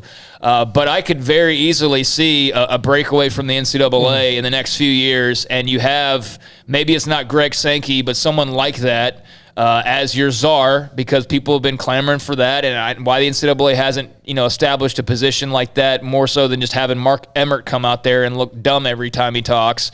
I don't know, but I think we're headed to where there's probably a new entity that governs the SEC and governs, whatever else the rest of the college football landscape is going to look like. And I don't know where that leaves the NCAA, but I don't think they're going to have control over the Bamas and the Georgias and the whoever's a part of that party for much longer. They call themselves the Autonomy 5 conferences right now. Yeah. And autonomy means we want more say over us than the NCAA has. So they've been saying for years, we don't really need your help.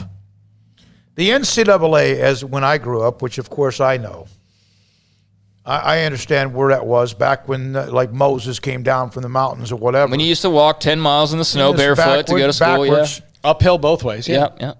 The NCAA was like the IRS of college sports. You never really wanted to hear from them. They ran college sports. They had the rules, and my God, they made sure they enforced them. And if you didn't go by the rules, you got hammered. And then they also, of course, were in charge of conducting the championships. They've lost control of football, right? Mm-hmm. Even though it's an NCAA championship.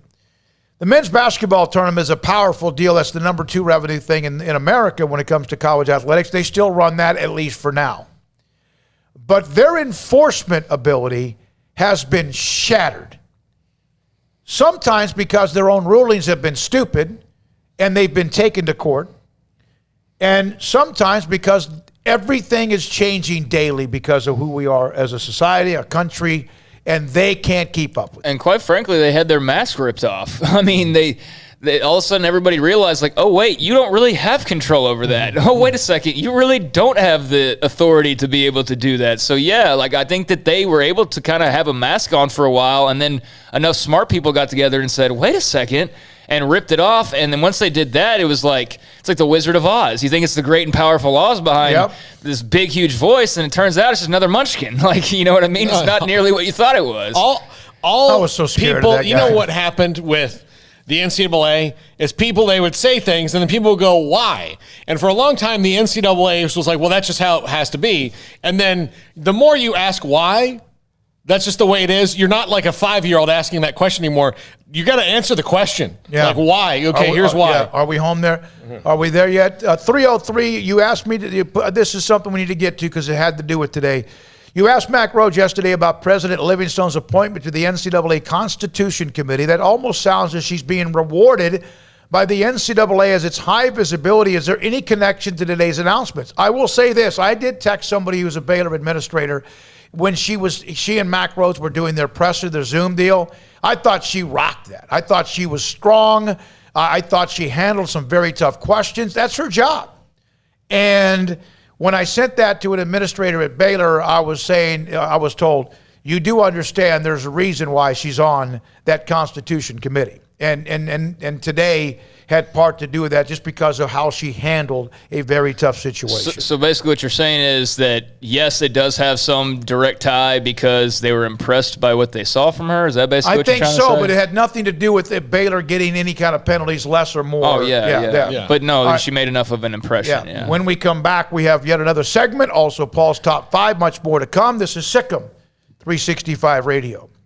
All right, here are the special items of the week at Waco Custom Marketplace at 425 Lake Erie Drive in Waco. This is where I get my steaks, custom cut by the great people at Waco Custom Marketplace. And right now, bone-in pork chops are $2.59 a pound, all snack sticks $5.99 a pound. But here is what they have when it comes to select choice and prime beef fillets. Big, thick fillets, and if you want to, they'll wrap them in bacon as well. $10.99 a pound, $21.99 a pound, and $25.99 a pound for the prime beef fillets. Fried pies, hey, 75 cents each. How about that? And they, of course, have a bakery with fresh baked bread and kolaches every day, and a butcher shop that will cut whatever you want there to the particular specification. I love a bone-in ribeye, and I want it thick, about an inch and a quarter and maybe an inch and a half thick. They will customize cut it. It's a butcher shop. That's what they do. Pick up your order. And, oh, yes, they're open tomorrow as well on Saturdays. 425 Lake Erie Drive in Waco. Make the summer sales event as rocking at Allen Samuels with the 2021 Ram 1500 Quad Cab Lone Star with total values up to $5,250 or 2.9% for 72 months plus $1,000 bonus cash. The 1500 Crew Cab has the top safety rating and is ranked number 1 in full-size pickup trucks. Allen Samuels, 201 West Loop 340. Come by. Let's be friends. See dealer for details. All offers have credit requirements. One size fits all. That may be all right for an adjustable belt or cheap sunglasses, but when it comes to your financial needs, no one wants a one-size-fits-all strategy. Ben Erlinson, your Edward Jones financial advisor, knows that his most important goals are yours. That's why he takes the time to understand your needs, knowing you. That's how Edward Jones makes sense of investing. Ben Erlinson, 100 North 6th Street in Waco, 254-759-8533. Edward Jones, member SIPC. From the first workout to the last practice, sports is an incredible and rewarding challenge. Hi, everyone. This is Dan Ingham with the First National Bank of Central Texas, and we're proud to support each athlete, every parent, and our educators. From families, small businesses, to the biggest industry, we're here to help. With remarkable products like mortgage lending, we've got banking ideas that fuel big dreams. The First National Bank of Central Texas. Familiar faces making local decisions. Member FDIC, Equal Housing Lender. Stepping into a new pair of boots is great, but stepping into the boots of a U.S. Army officer can also add confidence and leadership skills to your son or daughter's career path. There are more than 150 occupational specialties to help them find the best fit for their future. See all the things your son or daughter can achieve in our boots at GoArmy.com. U.S. Army Waco Recruiting Company, 254-598-8131 or 254-776-1543.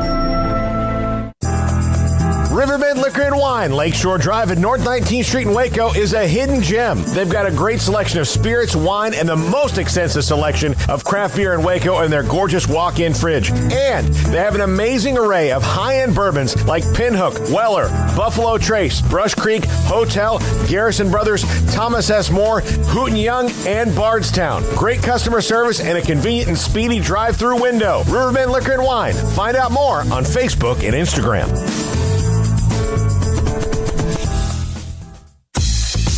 Southwest Sports Medicine and Orthopedics, the team physician of Baylor Athletics. Our doctors specialize in the diagnosis and treatment of any and all sports-related injuries. Celebrating over a decade of service in Central Texas, our doctors are equipped to handle a wide range of issues, whether it's your foot or ankle, orthopedic spine care, your hand or wrist, knee and shoulder pain, or if you're in need of our arthritis or total joint clinic. Come see us at the new Baylor Scott and White Ted and Sue Getterman Sports and Orthopedic Center. Trusted doctors at Baylor Trust, Southwest Sports Medicine and Orthopedics. Our goal is to get you back in the game.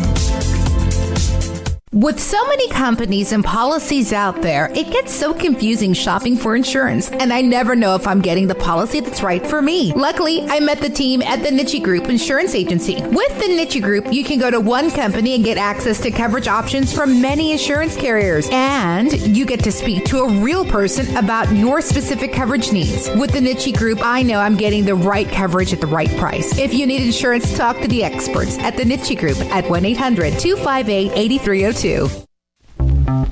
Welcome back to Sikkim 365 Radio. The Sikkim 365 Radio Live Guest VIP Hotline is sponsored by Stonewood Dental. We are all in this together. All right, 546. Sikkim 365 Radio. Spent a lot of time. Boy, I tell you what, in the last 3 weeks we've dealt with what was the explosion of Texas, Oklahoma, the SEC, and what that meant. What it also allowed us to do, go national with you on our YouTube channel, and also those of you who have been with us from day one. And then all of a sudden today, the NCAA Committee on Infractions comes out with their.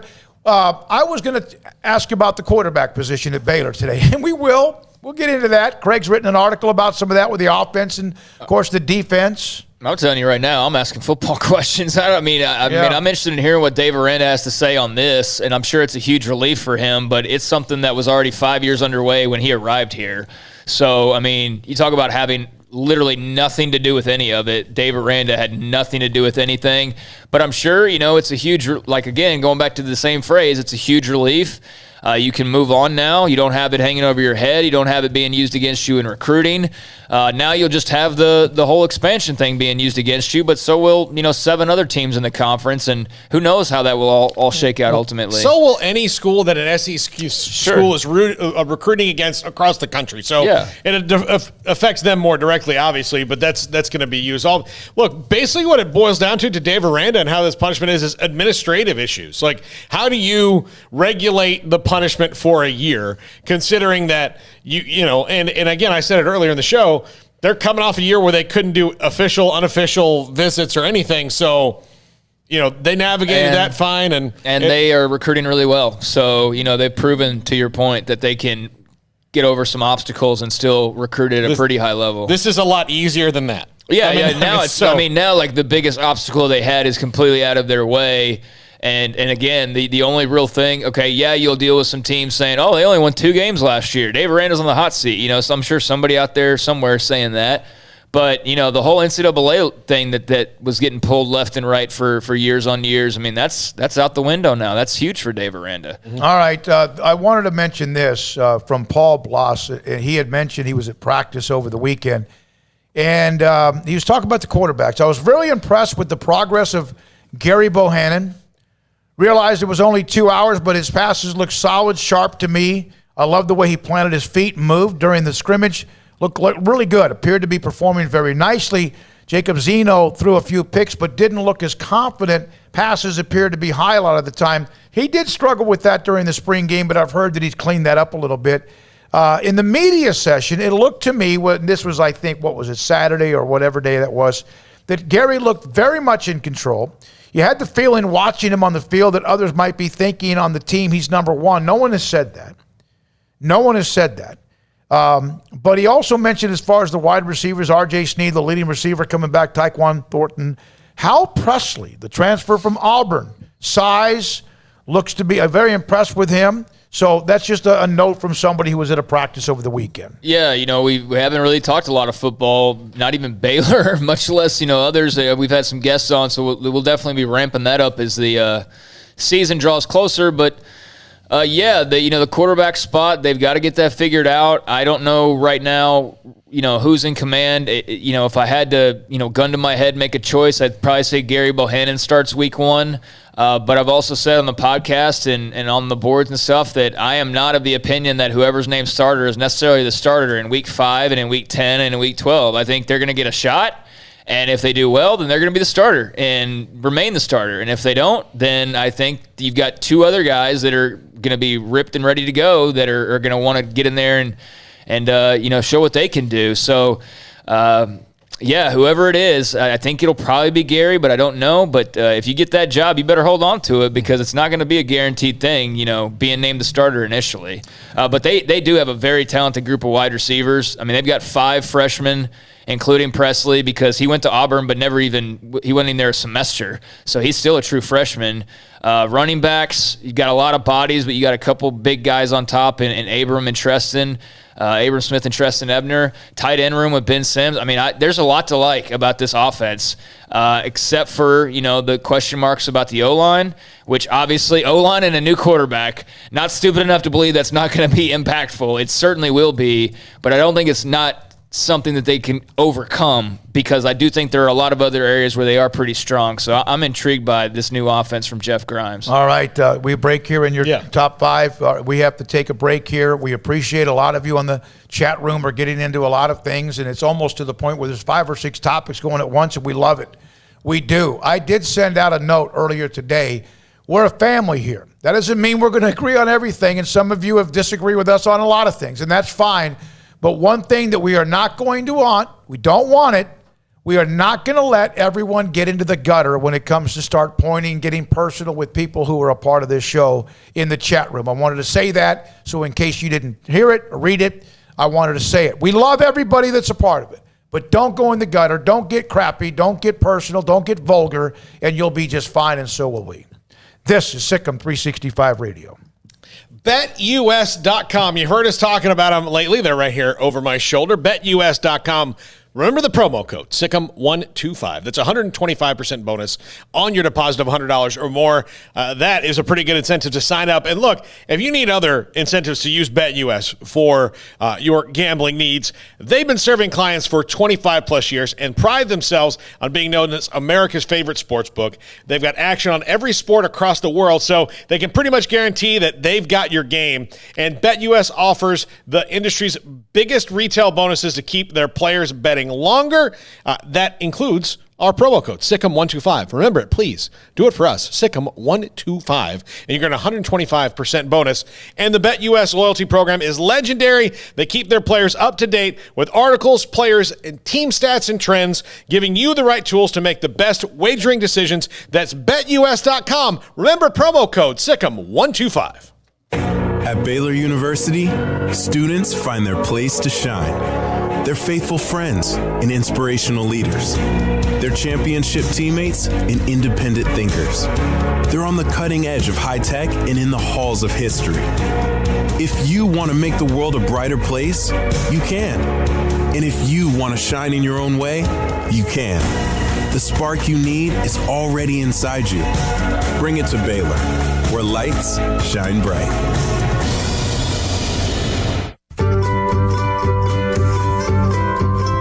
You want to know why Stonewood Dental is so successful? Listen to what happy customers have to say. It's pleasant. It's different than any other dentist office. I really feel like they care. And it's not that you're here for 2 hours waiting on someone to take care of you. It's quick and easy, and I bring my kids, and my kids love being here too. They really love the treasure box. Staff is really nice and accommodating, real friendly. You feel more like home. It's not sterile looking. Everybody has their own personalized rooms with decorations and decor, and they'll even have a blanket for you when it's cold. I've recommended people to actually come here, and they are patients now. I really love it here. It feels like family. Learn more, stonewood-dental.com.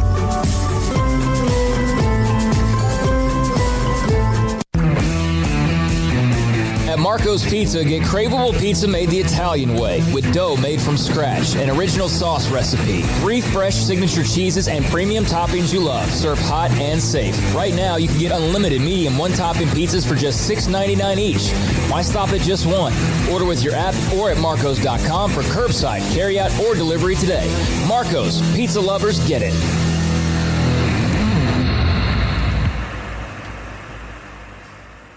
Boozers is the wedding ring store and more. If you're ready to get engaged or already married and want to upgrade your wife's ring for a special anniversary, Boozers is the place to go. With the largest selection of premier quality diamond engagement rings and wedding rings in Central Texas. They have 7 cases with over 300 styles of rings from top designers like Natalie Kay. Choose from yellow, white, or rose gold, plus beautiful top quality loose diamonds. With an in-house jewelry, they can also custom make anything you want. Bring in a picture or drawing and let Boozers create your one-of-a-kind pendant or ring. They can even use some of your old gold and diamond jewelry to create something new. At Boozers, you'll find a great selection of quality timepieces, and Boozers is the place for expert watch maintenance and repairs too.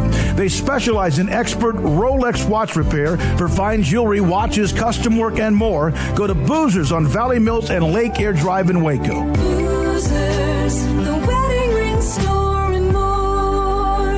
Escape the mundane with the responsive power and exhilarating agility of a new Cadillac from Richard Carr Cadillac. Smile behind the wheel again in the supercharged sophistication of a CT4 or CT5 sedan, or the sporty and spacious XT4, XT5, or XT6 lineup of SUVs. Starting at only $33,395, the Cadillac of your dreams is waiting now at an affordable price at Richard Carr. Test drive from the expansive selection at Richard Carr Cadillac, or let us bring a test drive to you. Go to richardcarcadillac.com to schedule a test drive today. Three Nations Brewing Company has 16 different beers on draft with a new beer every Friday. It also offers 2 air-conditioned tap rooms, a large indoor beer hall, a second-floor mezzanine offering a great overview of the brewing company and equipment and patio where you can relax under the shade. Plus, you can now experience the new Three Nations Beer Garden Grill on our shaded patio with socially distanced seating for your enjoyment. Grab a cold beer and enjoy a bite from our freshly prepared and delicious menu. Street tacos, quesadillas, freshly cooked burgers, and dog dogs, and veggie burgers too. State Fair tornado fries, nachos, and so much more, all prepared and cooked on site. So come visit the award-winning Three Nations Brewing Company on East Vandergrift off I-35 in Carrollton.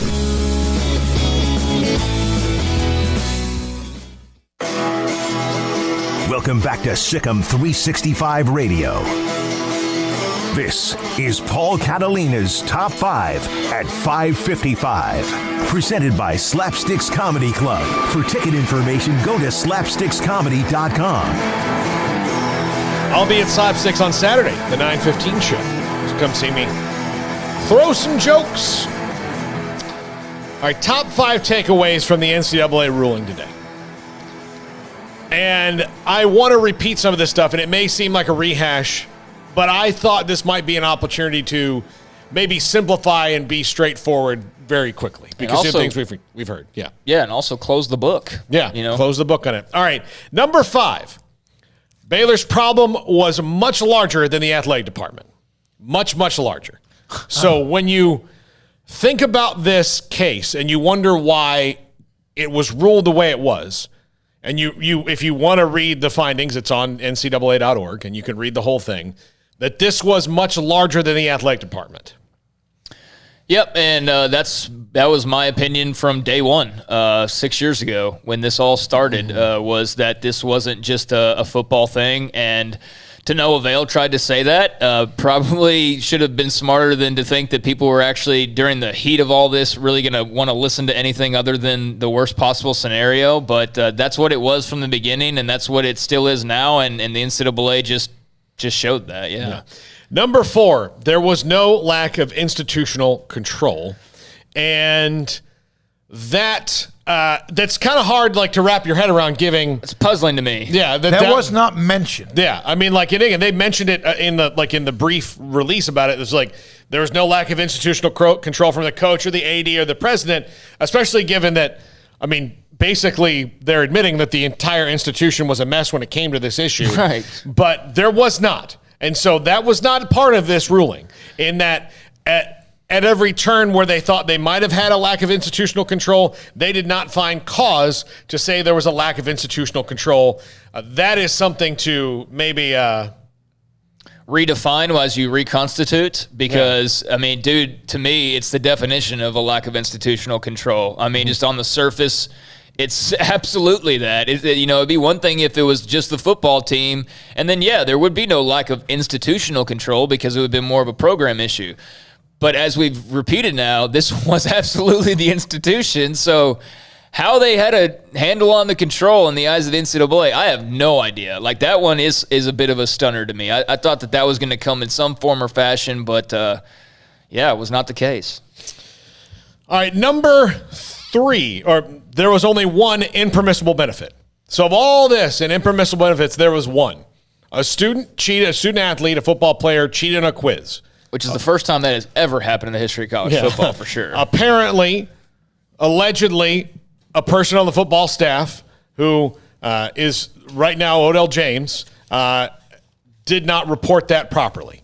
And that was the impermissible benefit. That was it. That's what they found. Not cash. And look, man. And this is 10 years ago. And I remember when this first all happened too, like, all the, freezing cold takes could do an entire account on the freezing cold takes from over the last 6 years. But, I was, the one thing that I think was of most concern probably to a lot of Baylor fans was, okay, you're riding high, you're playing a big brand of football, you're upsetting the blue bloods and things like that, and you're kind of the outsider. And I just really thought that the scariest part probably for a lot of Baylor fans was obviously the main subject matter is awful enough on its own, but then the realization of, like, now they're really going to dive in, and they're really going to, like, some people on the outside are really going to look into this, and you start to wonder, like, okay, what does that uncover? Does that uncover a car payment? Does that uncover impermissible whatever else? And the fact that it didn't, I mean, I think that's probably something that a lot of those former coaches are celebrating, that was all they came out with was one impermissible benefit. I mean, it's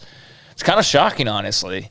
I mean, just college football in general, you'd think they would have found something, like anywhere they looked, like at any program. Yeah, so, there was one impermissible benefit. That was kind of shocking, yeah. One.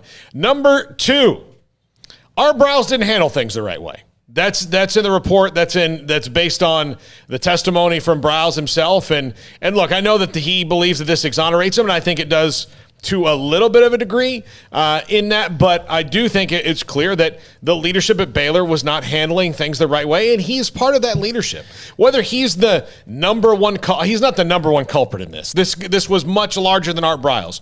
Like I said, number 5, this is much larger than the athletic department. This is much larger than football, but Art Briles was the leader of the football program and did not have answers for why this was going on or how to deal with it. That's why he's gone. I mean, based on what we know, when he went in there to talk to the investigators, when they were looking into all this, and you guys can confirm this or not, but the big knock on Art and the thing that probably cost him his job was the fact that when he went into those closed-door meetings to discuss what was going on, he had no answers. He had no, right? He had no, here's how we're going to get out of this. Not get out of it, but here's how we're going to work our way through this. Here's how we're going to do that. Here's what happened here. Correct me if I'm wrong, but it was as much the lack of forward thinking or forward planning or forward reacting that there was that reported. Yeah, that was reported that they had one more let's try to see if we can make this happen. I don't know whether or not that's the truth. I've seen it written. I've seen it reported. I've even been told that.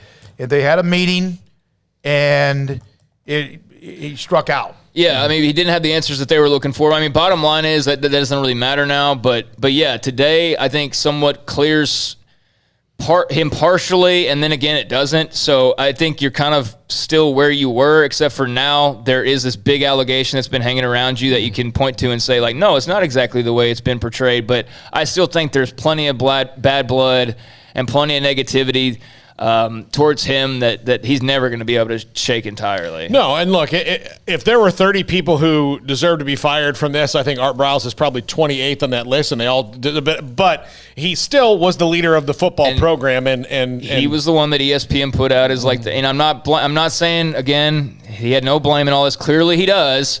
But yeah, he was the one that they kind of put out front as the mastermind of this whole thing. I never thought that was fair. I always thought that was so dirty, and I think this kind of proves that to some extent. Yeah.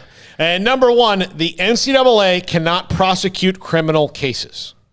Yeah. That's look, when you're mad about this and wonder why this didn't go the way that you thought it would, the NCAA cannot prosecute criminal cases. They don't have subpoena power. They don't have, they can't, they don't have forensic, experts that break down scenes of crimes. It's not CSI Indianapolis. That's not what they do. They cannot prosecute criminal cases. And that's ultimately what this was. And that's why we're here. From Sam Kim to wrap it up, Baylor should be glad the dark clouds have been lifted. New challenges are formidable.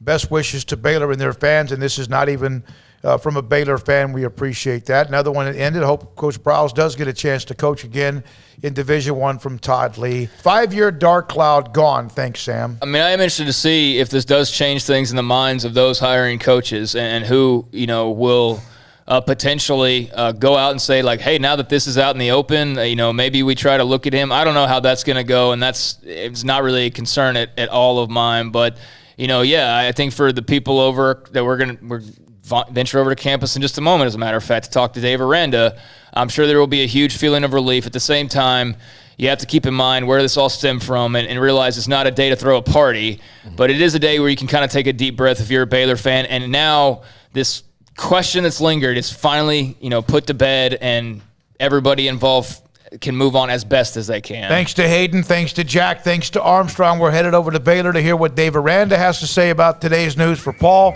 Craig, I'm David Smoak. Thank you from the text, chat, and calls right here.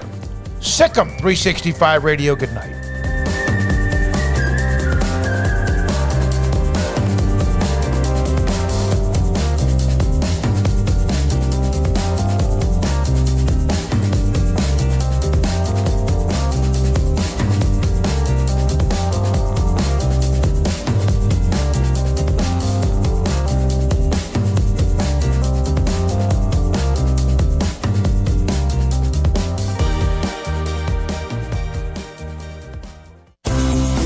Ideal MRI is a small family business right here in Central Texas. We're open to support you while lowering the cost of healthcare bills.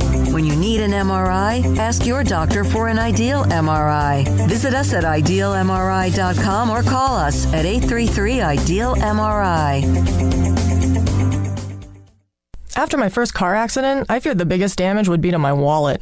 I expected a mountain of bills and a long, drawn-out process. But my Texas Farm Bureau insurance agent was there when I needed her and helped me get back on my feet and in my car in no time. Instead of a hassle, I got reassurance and a quick recovery. Stop by and see our agents at one of our 3 McLennan County locations. Coverage and discounts are subject to qualifications and policy terms and may vary by situation. Stepping into the boots of a U.S. Army officer can add confidence and leadership skills to your son or daughter's career path. See all the things they can achieve in our boots at GoArmy.com. U.S. Army Waco Recruiting Company, 254-598-8131 or 254-776-1543. Let Camille Johnson Realtors guide you seamlessly through the process of buying your dream home or selling your current one. Commercial, farm and ranch, or residential, Camille Johnson Realtors can smoothly and successfully lead you through any transaction. With a team of 28 experienced agents who are excited about serving you, Camille Johnson Realtors services the entire greater Waco area. If you're in the market to buy or sell, contact Camille Johnson Realtors, 104 Midway Center in Woodway, or find them online at www.camillejohnson.com. Camille Johnson Realtors, elegant, charming, warm. Welcome home. One size fits all. That may be all right for an adjustable belt or cheap sunglasses, but when it comes to your financial needs, no one wants a one-size-fits-all strategy. Cam Heathcott, your Edward Jones financial advisor, knows that his most important goals are yours. That's why he takes the time to understand your needs, knowing you. That's how Edward Jones makes sense of investing. Cam Heathcott, covering Conroe and Houston, 936-756-7717 or cam.heathcott@edwardjones.com. Edward Jones, member SIPC. Did you know that 1 out of every 4 men have symptomatic low levels of testosterone and don't even know it? And if you think you're too young to worry about it, guess again. Low T levels can make you feel tired and grumpy, cause weight gain, and wreak havoc on your sexual desire and performance. Petty Clinic Low T can set up same-day blood screening and results, so if you're tired of being tired, I challenge you to man up and Google search Low T Waco or go online pettycliniclowt.com. It's a private clinic with an atmosphere catering to men. Affordable, only $150 a month, includes lab work, office consultation, testosterone injections, follow-up visits compared to $395 a month in Dallas or Austin, and you don't have to fight the traffic. Petty Clinic Low T is board-certified physician consultations, will provide the best form of brand-strength testosterone available. Contact Petty Clinic Low T today, just off Highway 84 and Old Hewitt Drive in Woodway. Petty Clinic Low T, helping men become the high-performance men they deserve to be. PettyClinicLowT.com or Google search Low T Waco.